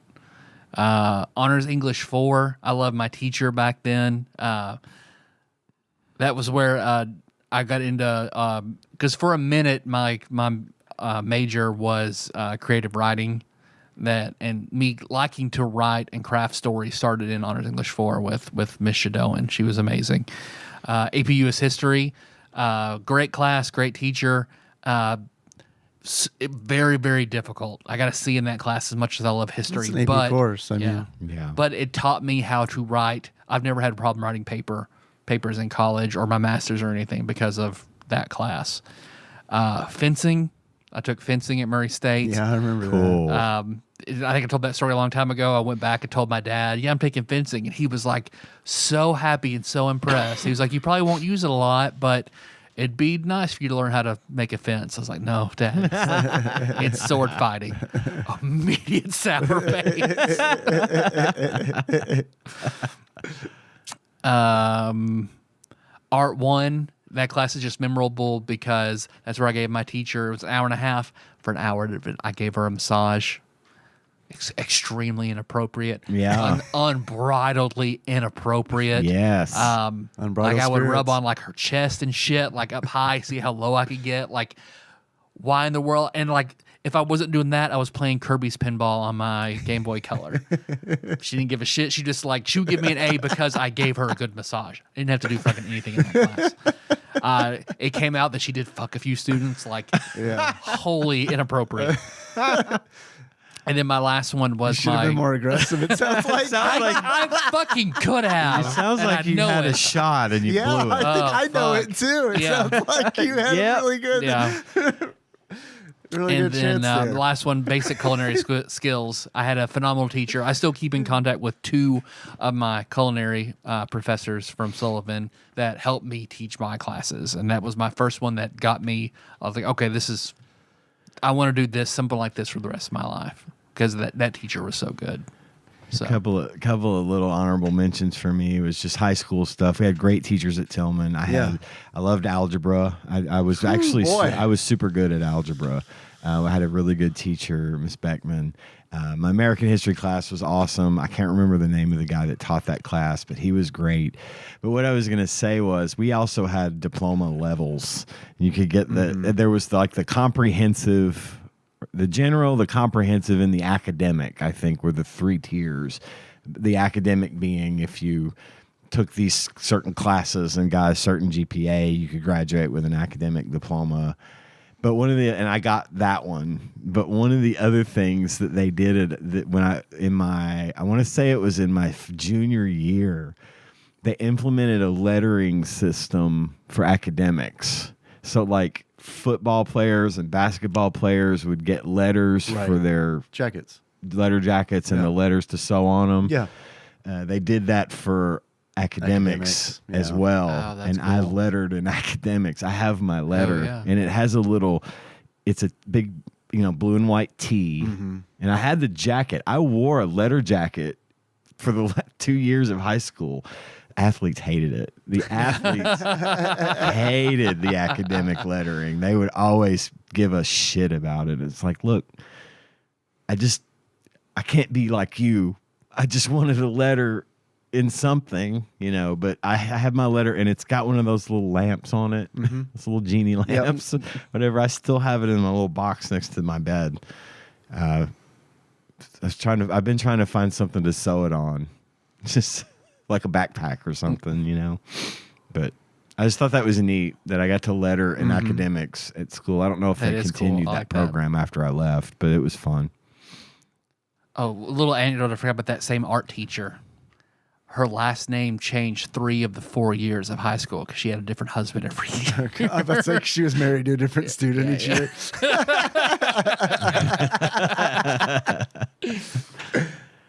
Don't rub so low, Tyler. Billy's gonna get mad. She never called me out on it. She never moved. I chickened out. Yeah, well, I mean, you were. She's like, "Oh, you want to were play a chicken? We're child. gonna play chicken." Yeah. So it does make Your sense. reaction was normal. Yeah, Hers not so much. yep. Oh my goodness. A couple honorable mentions for me. Computer science in high school was awesome. Great teacher, kind man who computer science was great because he was like, how about an hour a day you teach me about computers? I just want to see what you know. Yeah. And he's like, all right, okay. And then you could play Ultima Online. How do you, Dave? How do you grief these noobs? Right. Teach me. And physics was the same way because the physics teacher was friends with the computer science teacher. And the physics teacher was like, this guy can teach me how to use a computer. And the computer science teacher was like, he sure can. And he's like, why don't you take physics? You'll have fun. And it's like, okay. Taught him how to use, anytime he had a computer question, I'd answer that. Meanwhile, I was on the computer playing Ultima Online. And then it would, there were a few times where, and this is all because of Apex, to be completely honest. Yeah. Like, I mean, I was working at Apex at the time. So, I mean, it was like, You were a fucking literally in tech support. there was a reputation that like preceded. It was either me or Nick. That's like several times. And has followed you throughout the course of your life. How's that? Because I know you've basically been de facto IT in almost every job you've had since somehow. Well, I mean, yeah, kind of, sort of. Like now it's to the point where it's like everyone just knows what I know. Like when I was in high school, people didn't know how to use Windows 95. Right. You know what I mean? So it was like, this isn't like the other Windows I had. Like, I mean, there were people that was literally like, I don't know how to use this. This is the future. Yeah, I don't run into that anymore. I feel like everybody knows how to use a phone and like knows how to use a desktop computer. But there was a minute in high school where like Nick and I were being called out of class to like go help With the computer. With the computer. John had that experience a lot too. He said he and Justin. Yeah, I believe that. Got called a lot. 100%. Yeah. Justin did more things to the system, like altering grades and fucking Bueller over here. getting into some dirty business. I won't talk. They made about their here. beige boxes that they take around. Yeah, we fucked with beige boxes in high school a little bit. It Yep. wasn't as like fun or practical as we had kind of hoped. As the Jolly Rogers cookbook would have you think it is. But hey, we hung around outside in a suburban neighborhood at night. Yes. Oh goodness. Well, we are at about an hour and 20. So I'd say Well, I got now- in trouble in high school for looking that up on the school computers The and Jolly showing everybody Roger. Jolly Rogers cookbook. It's a good Seems place. a little extreme. The anarchist cookbook, on the other hand, I could see. Like I got getting more in trouble for that than I did telling a girl to go to whitehouse.com to find her government facts. Well, that on, you on can- the school computer. That you can play off as I didn't know. Yeah. Why would Clearly. they call it that? Why would they do that? It's .gov. Oh, I didn't know. .gov, what's that? Take a break, come back, talk Dennis the Menace. Let's do it. Sure. Be right back. You go sit in the corner and think about what you've done For how long? until you're sorry. Oh, good. I'm sorry now. He can't sit in the corner. I have to take him to Margaret Wade's house. Ah! Margaret's house? I don't do anything bad enough to deserve to go to her house. She's a lunatic. I'll go crazy. She tortures me. She's mean. She's ugly. She doesn't share. Honey, I made an arrangement with Mrs. Wade for you to go to their house while I work. Are you serious? Well, you can't spend the summer unsupervised. You're out of school. I'll go back! Your mother made arrangements. That's it. I don't want any arguments. My life is falling apart. And now for the game and movie talk. Had you guys seen Dennis the Menace before? I had not. I have once back when it was relatively new. Yeah. Probably I was probably 9 on when it came out, probably so I on- was in prime video. age for it. Yeah, I think we probably watched it on video. I didn't go to like the theater and see it, but Because it's a John Hughes movie. it is, which I had forgotten that was the case. He was producer. He directed it. He directed it? Mm-hmm. Did you know did he write it as well? I don't know. I don't know. Didn't have time today to do a lot of research like I normally do because I was not working from home today. So I didn't have any time to really gather a bunch of information. But I did watch the movie yesterday. Basically for the first time. I mean, it had been so long since I'd seen it, I didn't remember hardly any of it. Yeah.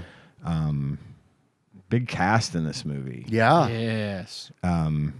Watched it with Cohen. We called him in. He was staying with us last night, my grandson, and he came in, and after it was done, he said, well, that's my movie of the year. Wow. He said, that is my new second favorite movie behind Home Alone. Man, I knew Home Alone. I knew that was coming up. A lot of similarities Yeah, to yeah, Home Alone, sure. obviously, too, but had a really good time watching it with him. We were just laughing our asses off at this movie. Spoiler alert, I love this movie. I had a really good time watching it. The kid that played Dennis the Menace, was maybe 100 times cuter than Macaulay Culkin. I mean, I love the way this kid delivered his lines. I loved how little he was, and being so. They almost like they lean hard into like the Huckleberry Finn. I know. They I liked him a really lot, do. but I kept thinking, can we put a shirt on the kid? Just overalls and a slingshot. He's goddamn Huck Finn just walking around. That They might had- have been the intent to make him like. and that's that how Dennis boyish the Menace Huck Finn. was. In the cartoon, in the old comics, he would run around with just overalls on. I'm used to the I'm Dairy used to the Queen striped logo. shirt. Yeah. from like the old Queen, from like I the forgot old about TV that. show. Yeah. Yeah, Man, and I that watched a lot of they that. had him in that too, though. I mean, Yeah. really, that first scene they had him in no shirt.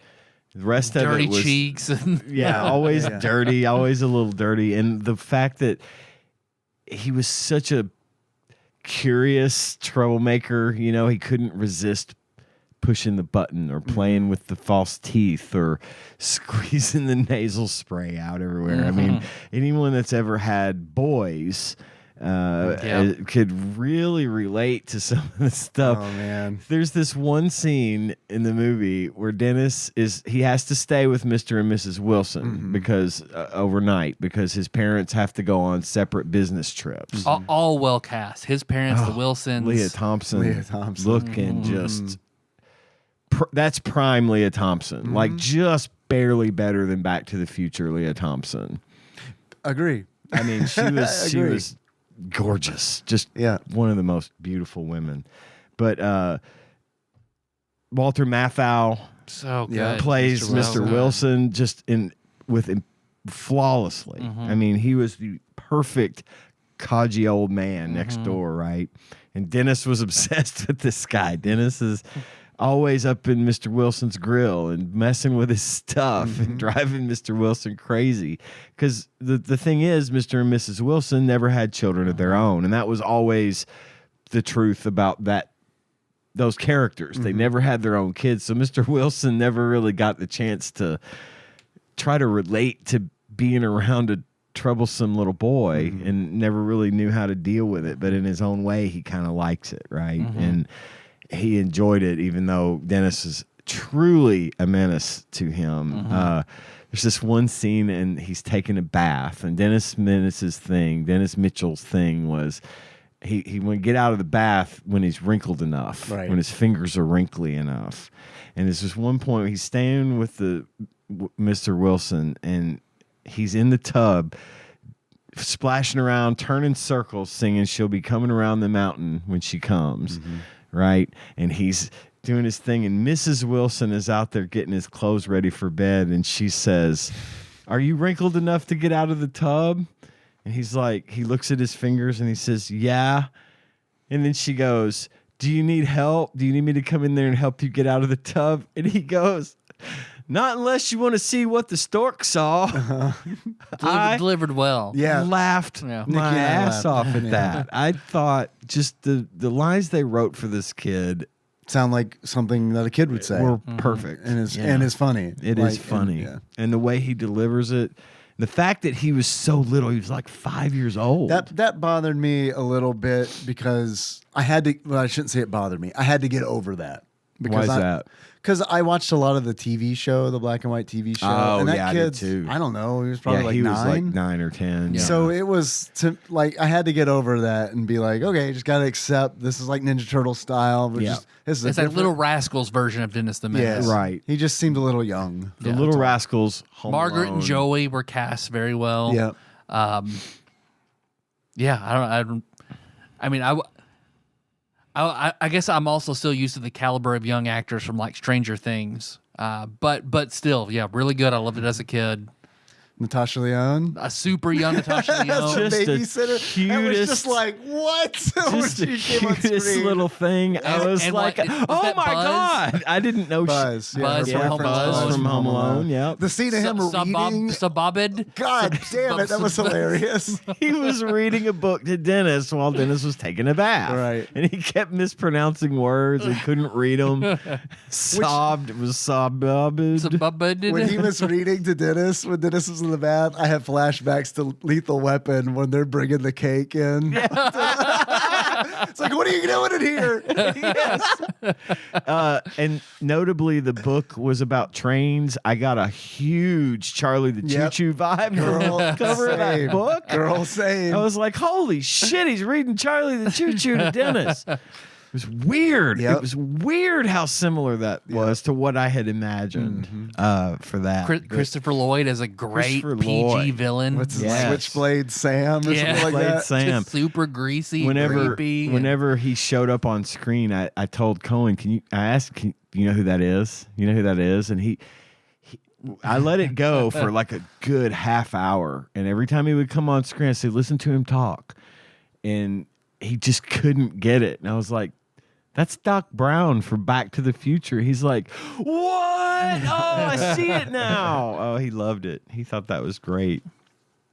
The Natasha He's from Lyonne Taxi. surprised me. Oh shit! Natasha Lyonne surprised me. I didn't remember she was in this movie. I didn't and when either. it opened the door and I was she's super like, surprised. what, Yeah. 13? I don't know. And I was just Doesn't like, even have her smoker's voice yet. oh, nice. I know. She's just so cute. It was really fun to see her.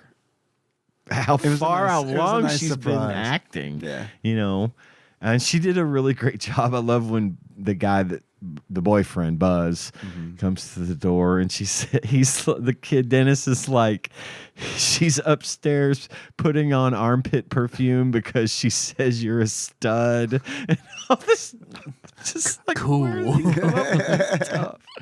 Oh yeah, we had a lot of fun watching the movie.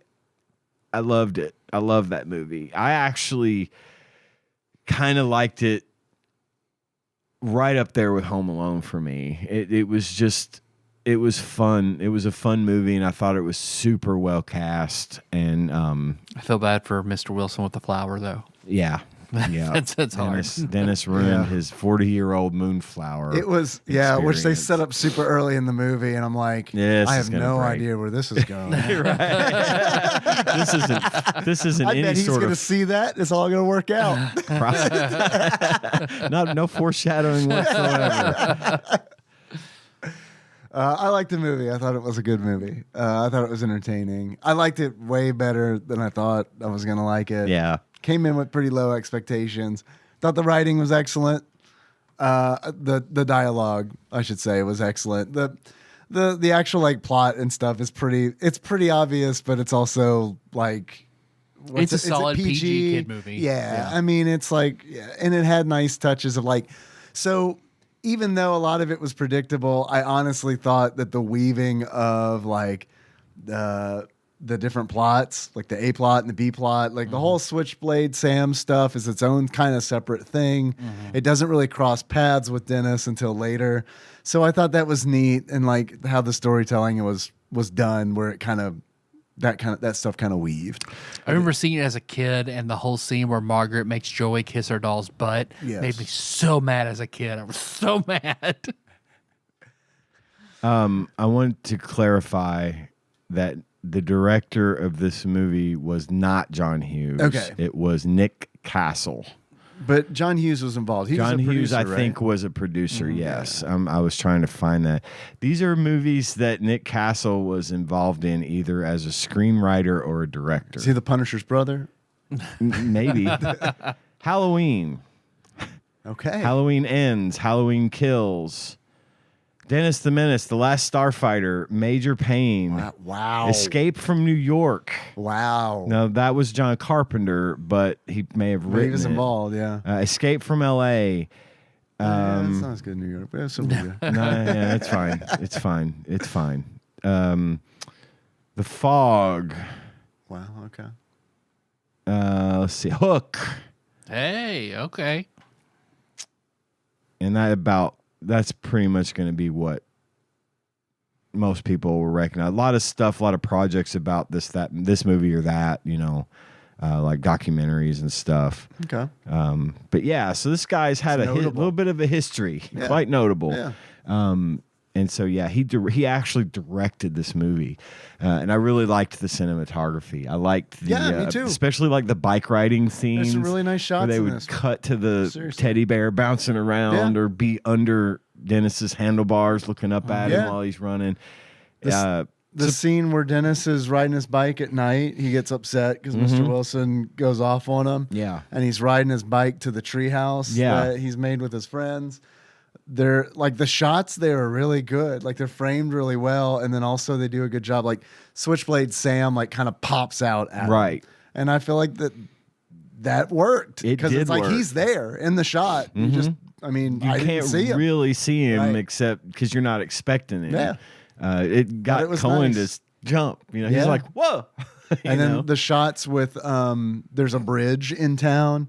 And I like that location shows up a few times. Yeah. And it's where like the kind of the climax of the story takes place is under this bridge. Switchblade Sam has Dennis held hostage. And he's getting a taste of Dennis the Menace's hexblade luck, which is really effective because at the end of the day, Dennis isn't innocent. Yeah, he's that's not what's great about trying to cause trouble or hurt this guy. It's just working out for him, and he's being helpful. Shows him how to tie. How I would tie you up. Dragonlance, where they just get into fucking trouble. People were always trying to tie me up, and I could always get out, and I know the way to do it. And he's like, the Christopher Lloyd's Switchblade or whatever was like, how would you do it? I know. Which is like, all right, man. I'm not gonna there's several points in them. It's a PG movie. Get it, totally get it, but there's several points where I have to where I noticeably I'm like, I have to suspend disbelief here because as much as this man has stolen, why is he why is he living under the bridge? Right. He got a shitload of money He here. could have been long gone and lived very well. And could look like he's not a criminal. Right. And probably do his job better. Maybe get those teeth fixed. Well, in the very beginning of the movie, when Mr. Wilson pretends to be asleep around Dennis, this kid, you hear him dump out an entire bottle of aspirin. He's got flashlights on you. Aston, please. Aston, thank you. Why are you pretending to be asleep? Wake up and tell him to leave the bedroom. Don't continue. Don't turn your back on him. Hear him dumping out this is going to end well for me. He's so obsessed with not having to deal with Dennis that he'd rather just let him burn himself out and leave. Maybe if I just ignore him, he'll go away. There's a gag in this movie that I thought was really, really good. And it's when Dennis and Mr. Wilson are in the attic and Mr. Wilson is looking for garden lanterns. And he yells down to Martha if she's seen the lanterns. And so what he's looking for. And that's the setup. And then there's this canoe that's hanging from the rafters, and you see Dennis looking at the rope that's connecting it, and he's not going to be able to resist not undoing the rope. Yeah, and then when he does it, the canoe falls down, nearly chops Mr. Wilson's balls off, and then the garden lanterns are inside the canoe and they tumble out on. Yeah, that was good. I like that a lot. I did too. I did like that a lot. One of my favorite gags was the paint. Dennis. In the grill. So Dennis and Margaret and his buddy, they had gone to their tree house and they were fixing it up. And Dennis was like, well, it needs a coat of paint. And the way these kids are acting like adults, it was just fucking, it was like, this looks like it could use a coat of paint, It's like, my dad has some paint. So he goes to get it and he drops it, of course, and he uses his shop vac to suck up all the paint. And he goes outside. The vacuum gets stuck. It stops working. And so he takes it outside and he's fucking with it and he turns it on reverse.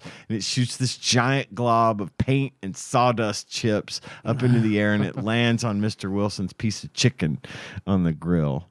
And then he eats it and he's like, tastes like paint and wood chips. I loved that. It was the most Walter Matthau that Walter Matthau. He's great in this movie. He really is fantastic. Is.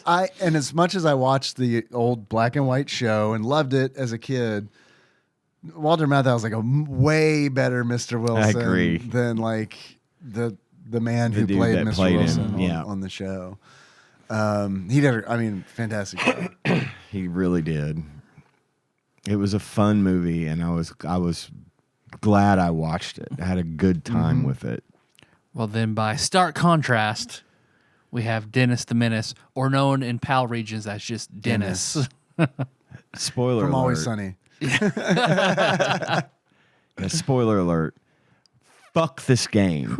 This game buddy. is I not a good fucking video game. hated Yeah. this video game. Of all the games that I have controlled for the Super Nintendo, this is one of the worst feeling games to play. Agreed. It does not feel good. Like I agree. just the jump, the platforms, the movement, Spacing of things. it feels awful. Well, and then on top of that, they just bombard you with enemies. yeah. I mean, there is Mr. Wilson everything is is a an pet enemy. hoarder. Hoarder. He's an animal hoarder. There's so many he is. Clones furballs from them. Tiny Toons in his Does house. look like fuchsia fur balls. It's just like, what the It fuck, does. man? It's like the game did come out in 1993, which I think is the same year the movie It's the came same out. year, yeah. So I guess they're kind of like, fuck, man, we don't have time. Just fill his house full of cats Yeah. and Which was rats. completely not screen accurate. And coins and teacups and bowling balls. and Everything hurts. Everything. Fish hurt you. Give him a water gun. Give Dennis a water gun. Does it do anything? No. No, It nothing. stuns mice. That's useful. Never. But can't stun a cat. Nope. I know in later levels there are fire enemies that it'll stun for a second, but That's nice. I didn't make it that far. no, Nope. neither I did didn't make it my hour. No. No. I quit at 30 minutes, was man. I quit at 30 horrendous. minutes. I hated I got Couldn't get past the first part of the first level, and there are like 20 goddamn levels. and it's so long. Like I played this game for maybe 20, 30 minutes as well. I got to the point where you go down in the basement. Sure, The yeah. basement goes on and on. I got to and Mr. Wilson on. and noped out because that's auto death. You run into Mr. Wilson. Yeah. It was frightening. Like I feel like when you get to Mr. Wilson, this game changes from an action platformer to like a fucking horror game because Yeah. like Walter Matt, like it's like It's like a South Park squat. style where they like put the celebrity's face on like the cartoon is what it looked like. It was like. These motherfuckers paid for the likeness of Walter Matthau, and they wanted you to know it. It's like Big Head mode in NBA Jam. Yes, I mean, exactly. It's just like fucking Big Head crazy. mode. His face is like a third of the screen. Like I see that picture, and the Walter Matthau that echoes in my head is Austin Powers Goldfinger, like Walter Matthau. Like he's turned to the side, big head mode in his bathrobe, and like if he gets you, that's just it. Yeah. Life It's done. Yeah, over. Your courage is your life bar is your courage bar, and it runs out completely. Real quick. I even did easy 9 lives. Couldn't fucking do shit in this game. Trying to get all these coins. Same. Yeah. You know, it's vague what you have to do it or is what you have to vague. do. I mean, it looks sort of like the actor that Dennis does. It's That's the best. That's one thing. It like, was colorful. yeah, it's very colorful. Had colors in it. Yeah. And a lot of All it of them. have all the colors. We have an email, a letter from Brad, Okay. from Arizona. T's and P's for Tyler. Glad you're feeling better. This is the one I saw in the theater. I don't remember anything about it. Game Pro. We have the Game Pro review by Dennis the Menace by the Tummynator. Hey, Mr. Wilson. Hank Ketchum's toe-headed terror is back and he's wrecking the place. Mr. Wilson, Ruff, and Margaret are just some of the Sunday Funnies regulars, and Ocean's tough but not very amusing side-scroller of Mice and Menace. Dennis the Menace suffers from one serious flaw. One? Yeah, just one. It's Achilles heel. Terminal cuteness. That's not the one I would have picked. Although there are enough levels and challenge, the basic run and jump antics aren't enough to hold your attention. I agree with that.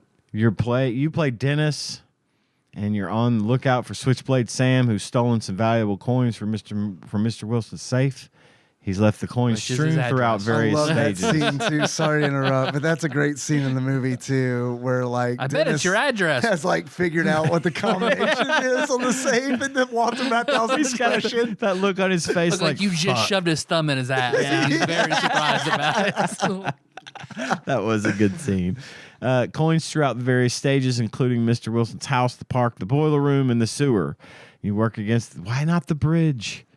Why would they not do the train bridge, for fuck's sake? You work against the clock to find a certain number of large coins to get you on to the next level. The clock is like 900 seconds, which you need every single one of them. I ran out of time, at least. Because, like, the first level, I'm trying to figure out what to do. Exactly. You have to, like, flip a switch in Mr. Wilson's room, but he'll catch you if you're not careful. So once I figured out how to get to the switch, I couldn't figure out how to flip the switch. I'm shooting it with the water gun. You have to shoot it with like a slingshot. God, that's terrible design. And then once that happens, you have to figure out, okay, what did this switch do? And look for what changed. Yeah. Go back and retrace, and then it's like, oh, this ladder In the fell vomit down. of color cats, cups, and bowling balls. Yeah. Game Pro continues, making life miserable is an aggressive onslaught of enemies and dangers such as mice, spitting fish, hot coals, and more. You get a pea shooter, a slingshot, and a water gun to fend off the hordes. Your supply of ammo is limitless, although your patience for the controls may not be. Switching from weapon to weapon is cumbersome. Dennis can walk, jump, and run, but the button controls are awkward. The graphics and sounds in Dennis are anything but menacing. The character sprites are cute, cartoonish, and squashed. Dennis's adversaries are very colorful, if uninspired. The backgrounds are well drawn but repetitive. In Mr. Wilson's house, for instance, it's hard to distinguish between the basement and the attic. The sounds are just as standard as everything else in the game. More voiceovers from Mr. Wilson or Dennis would have gone a long way. When you fire this game up, you hear a perfect rendition of Hey, Mr. Wilson. Yeah. And I thought, oh, wow. Okay. Then I played the game and was very disappointed. I saw the ocean logo when I turned it on. I was like, oh, The no. nerd said, yeah, Ocean is European LJN. Oh, so, no. Ocean. Dennis the Menace is the game to play if you like long, involved side scrollers, kind of like a blonde cool spot. And it's Cool Spot is way No, fucking Cool Spot's better. way- Holy yeah, shit. I'm offended by that. Yeah, that's a bad comparison. Terminator, check yourself. And if you have plenty of time, you'll be challenged by the extensive gameplay and by the difficulty of certain parts of the game. Dennis is a menace any way you look at him. Okay, so Brad continues. 4 for graphics, which is generous. Yes. 3.5 for sound control and fun factor. I think is also extremely generous. I thought the sound was not, other than the Hey Mr. Wilson, like It was boring The music sound. is like it. I know all video game music loops, but this was like it needed more bars. Yeah. Yeah. Because it's A just short like loop. it's like 3 bars or something, and it loops, and it's just like, I need to turn this off. Yeah, no shit. It's grating. This is from the manual. The number of people who went to all this trouble for a measly $5 has to number in the double digits. What a deal. There's a thing that was in the manual that was a watch the movie, play the game, and save $5. It was a $5 mail-in rebate. You send your dated cash register receipt with store name and purchase for one Warner Home Video Dennis the Menace video cassette with the UPC barcode number written on the back of the register receipt, plus your dated cash register receipt with store name and purchase price circled for the Dennis the Menace video game, plus this original completed mail-in certificate. You go through all that, you get $5. 90s were a wild $5 time. rebate. That is some shit I would have done as a kid. You would have had to buy this on VHS, buy the game, and then send the receipts to them, and they give you $5. Brad finishes. If I would have had both of those things, I would have totally been like, fuck, I can get $5. Man. I can go rent a better game. Go buy a bullet and rent a gun. If you worked for Ocean of America, this is where you went to work. The Sweet D in the address makes me think they may have occupied the upstairs. It's another Always Sunny reference. Pretty much all the California addresses of old video game ads point to a place that kind of looks like this. Glamorous. It's a shopping center, and the bottom floor is Valley Tools. So I love that. I love that he looked up the address. Yeah, for that. I do too. That's fun. From the form that you would mail in for the coupon. Right. Yeah. Totally. So anyway, thanks, Brad, for the nice email. That was fun. So, back to this travesty of a video game. Yeah, I mean, it's not very good. It's not. This is one of my least favorite. I haven't been around as long as you guys in this podcast, but I've played some games that I have disliked. This one is in my top 5 least liked games so far, and I don't like on the grand I don't scope, like this is any in of your- these fucking. This is in your games. bottom 5. Yeah, it's. I don't like any of these fucking games. I don't. Yeah. I haven't really truly liked very many at all from this system. Yeah. Because there's just so much opportunity for bad video games here because there's so many. And you're Yeah. coming in. You're coming in the trash Out of years. time. Yes, I am. I didn't get to You do didn't the get good any of the stuff, good and stuff. that's fine. I don't mind that. But this game sucked. It frustrated me, and just the fact that it's so cumbersome, so complicated, so Cucumbers. it's cucumbersome. Sorry, I mispronounced it. It's just. I hated this game. It's also boring. It's I thought. boring. It was when I would die in the game, I would be like, "Fuck! I have to like do it again." And it's not where it's like there are games that I play and I die and I'm like, "Oh, well, that sucks that I've died," but at least the game is fun and I can enjoy getting back to this point. Dennis the Menace was not that. Dennis the Menace was like, and there are no passwords. There's not a password system in the game, which is also a problem. Yeah. I can't imagine playing through this entire No. video game. This is it's definitely I'd have to make a comprehensive list, but this is definitely I'd say bottom 25. I'd put it in my bottom 100 for sure. Yeah.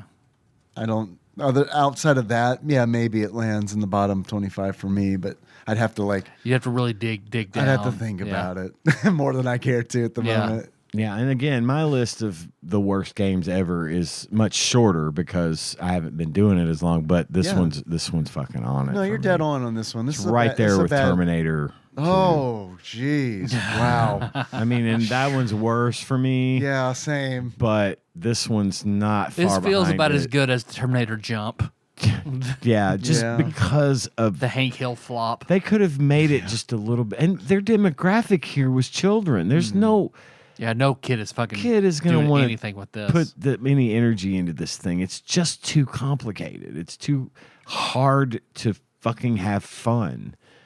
It's not fun. Yeah, it's difficult to have fun. This was a clear cash grab. I to think- jump off the VHS marketing of this movie. I think the virtual Bart is better than this game.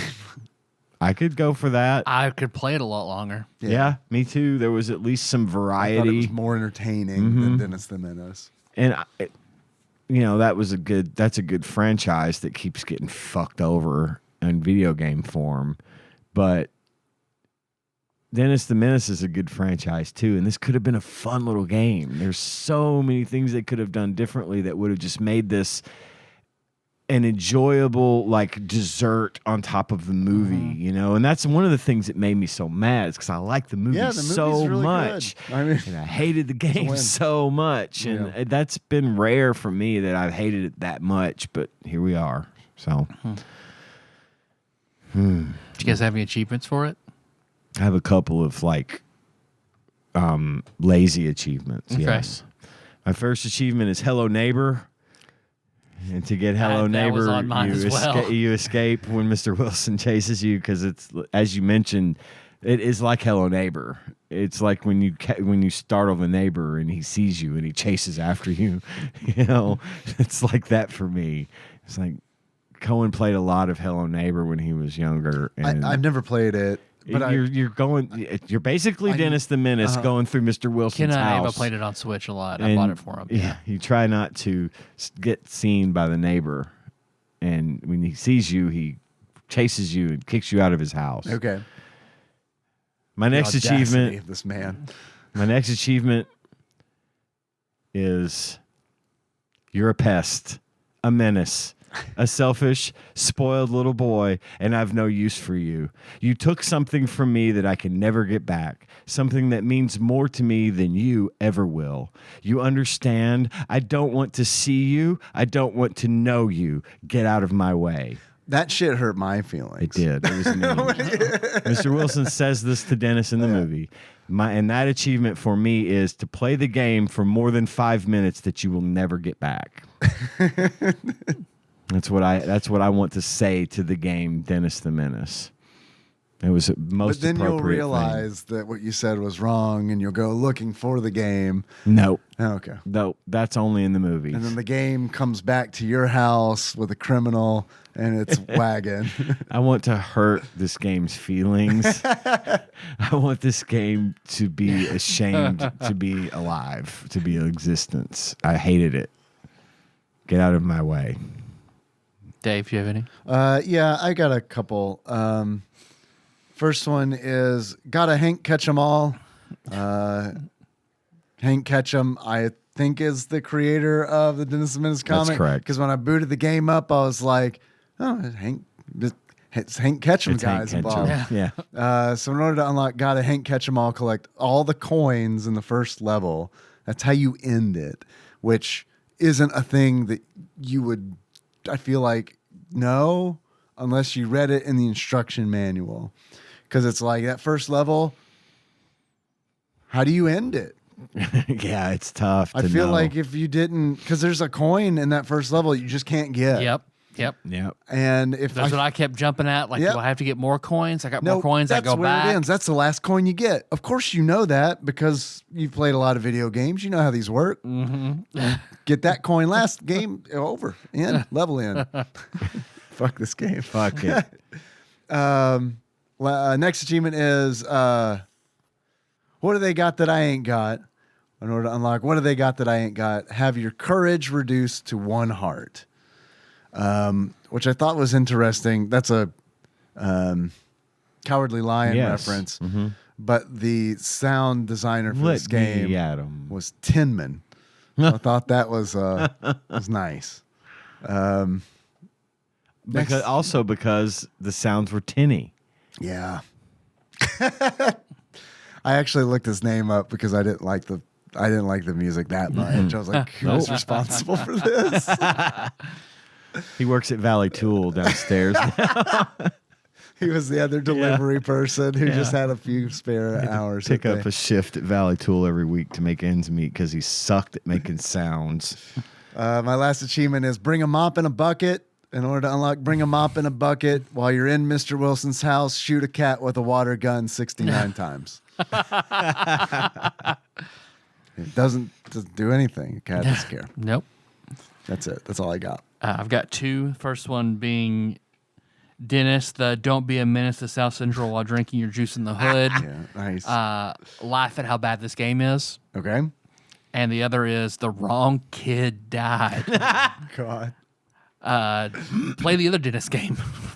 I didn't know about this. Is this the English? The English Dennis the Menace, released on the same day, the comic back however long ago. This is he wears a red and black striped sweater, black spiky hair, tons of different renditions, just like this Dennis the Menace. So equally as popular, just the British version, completely unrelated. Oh my God! It's like the British version of The Office. Yeah. How much do you think this game is? If you were to buy Dennis the Menace for the Super Nintendo, what would you expect to pay for it? $15.90 through $16. $16. $10.99. $10.99 from Tyler. Actual retail value of Dennis the Menace for the Super Nintendo, loose on average, according to PriceCharting.com, at the time of this recording, is $10.49. Very close. Damn. Very close. 50 cents. Damn. Exactly All 50 right. cents off. Is it worth it? I'm assuming. For a collector, $10. Why not? For your own pleasure, no. No. Yeah. I'd say buy it if you're just if you're wanting to bulk up your collection, because $10 games are apparently kind of hard to come by. Not a dime a dozen. Yeah, exactly. So I'd say it'd be worth it for a collector, but otherwise, hell no. This would be on the bottom. I'm not saying I would not buy it, Right. but they're also like, well, what else is there Yeah. that I could buy right now? I got instead? 10. I got $15. I got my $5 rebate. What can I buy? Right? Yeah. Yeah. Do you guys have this on VHS, by the way? What if you send them a receipt from like This secondhand? Yeah. This is the same deal like what I never got around to doing for the.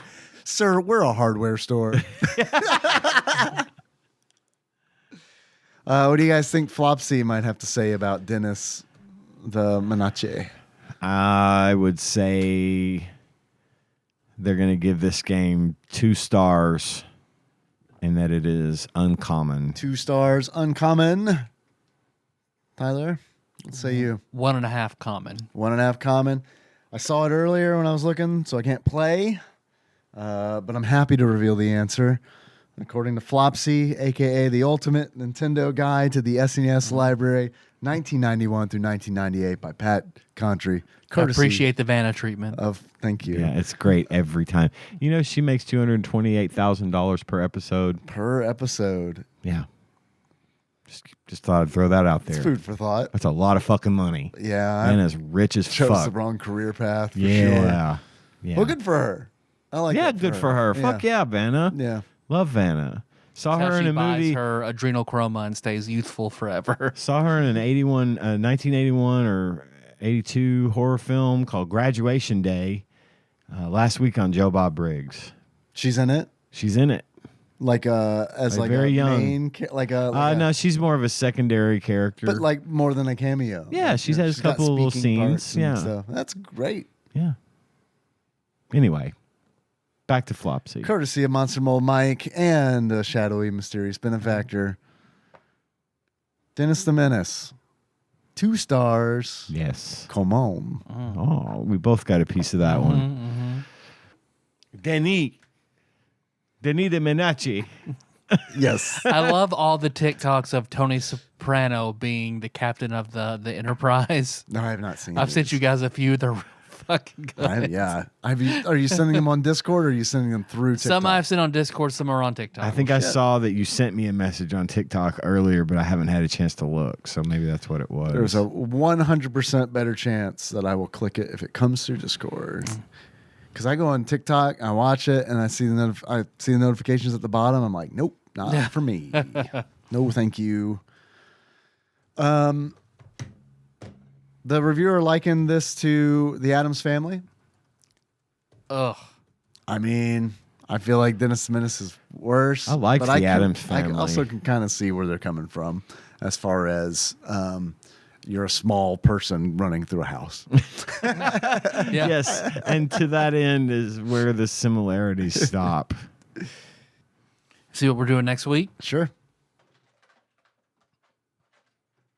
Oh, and while we're doing this, just so we let everyone know, we've got a lot of downtime coming for people traveling. Tyler's traveling. We got June sucks. June sucks. We got Independence Day coming up, not the movie, but the actual American holiday. Welcome to Earth. Welcome to Earth.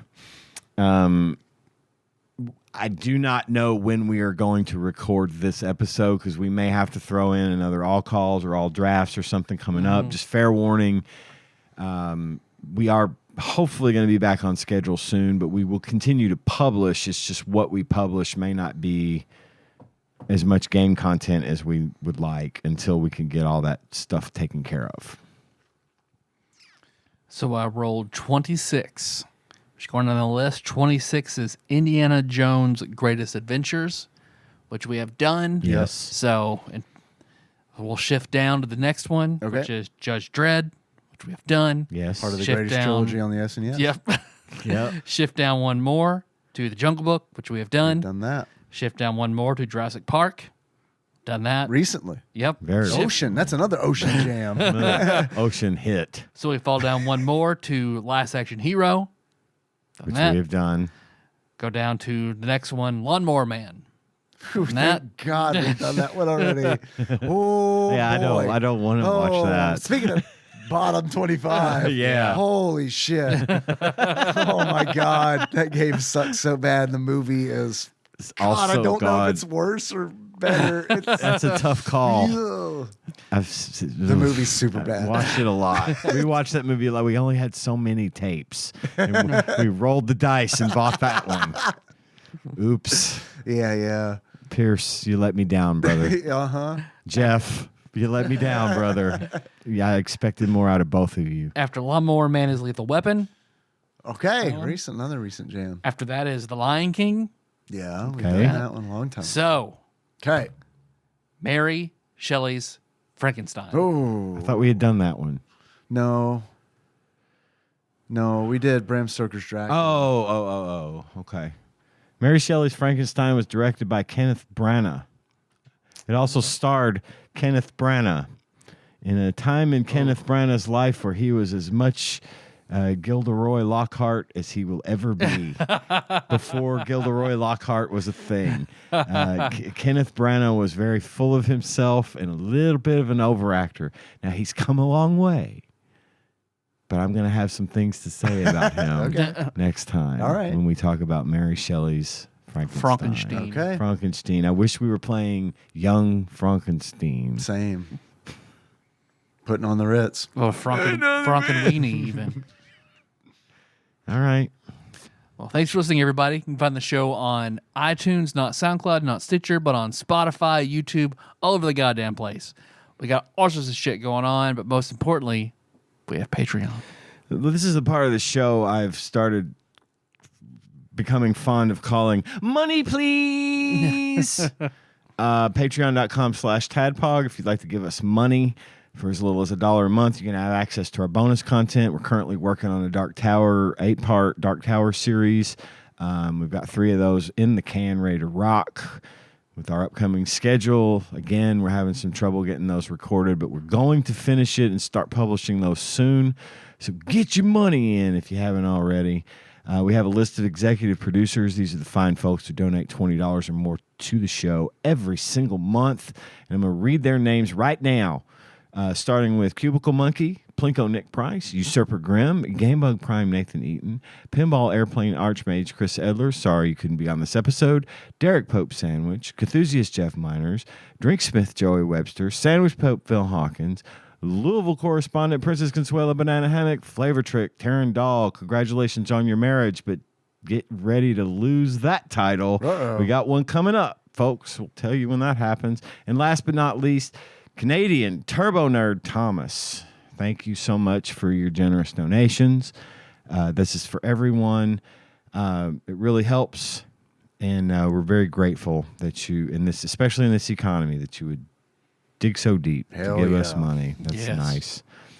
nice. Thanks to Dane, Backlog Banisher, Mr. Puzzles for putting our show up on YouTube every week. And once again, thanks to Brad from Arizona for writing us letters, telling us things about the games that we choose to play. Tyler, if you're gonna give this game a beard, sums up how you feel about it. What kind of beard would it be? I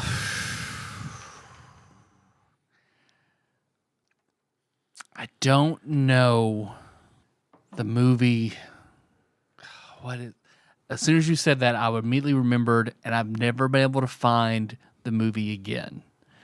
But there was Lost a movie Media? where they were it was these 2 like fast food workers in a desert. They go inside a cactus and order some sort of food, and hot chocolate that ends up looking and smelling like shit bursts out of the wall and coats the guy's face. So Joe Dirt? Joe Dirt. A hot shit beard Okay. from this thing I cannot remember. Is that better or worse than a cold shit beard? I think a cold shit beard is better because at least the smell will be dampened by the cold temperature. Okay, that's Hot heat is going to exacerbate the smell. I agree. You're right. That is. Ugh. Yeah. I don't know. It's got to stick to you if it's hot. Cold might just bounce off you. Yeah, let's hope. If you were to give this, Tyler, if you were to give this game a pair of glasses, it sums up how you feel about it. What kind of glasses would you give it? The testicle spectacles of being teabagged by just the dirtiest Magic the Gathering player at a con. Okay. The Switchblade Sam of 3 colored decks. Just greasy and earth-sodden testicle goggles. Okay. All right. Excellent. I hate it. Yep. How do we want to close this one out?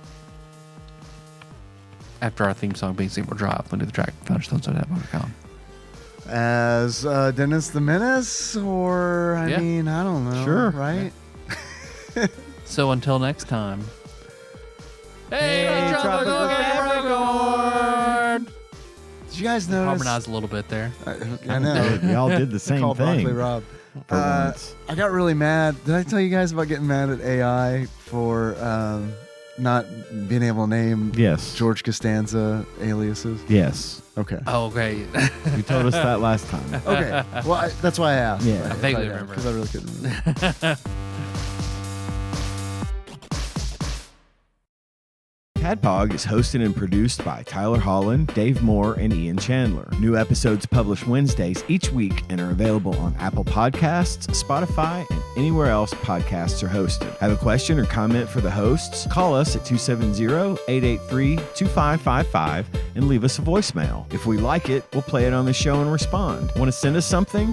You can do that at TADPOG Studios, care of Nicole Nance, P.O. Box 3785, Paducah, Kentucky 42002. If you absolutely must send us a food item, please use caution and good judgment when doing so. Tasty snacks that look or smell funky or are past their expiration date by the time we get to them will be thrown away. Bonus content is available at patreon.com/tadpog with a minimum donation of $1 per month. You can join in on the conversation by visiting our Discord at bit.ly/tadpogdiscord. Registration is free and we'd love to see you there. Thanks for listening, and if you haven't already, don't forget to subscribe to our show so you don't miss an episode. Now, where did I put that stinger? Oh, here it is. And now, a dramatic reading. Girls ask me why I fuck so much. I say, what's wrong, baby girl, with a quick nut? 'Cause you're the one and shouldn't be mad. I won't tell your mama if you don't tell your dad. I know he'll be disgusted when he sees your pussy busted. Won't your mama be so mad if she knew I got that ass? I'm a freak in heat, a dog without warning. My appetite is sex. 'Cause me so horny. Ah, me so horny. Ah, me so horny. Ah, me so horny. Me love you long, Tim. Me so horny is my favorite Jar Jar Binks line in Star Wars.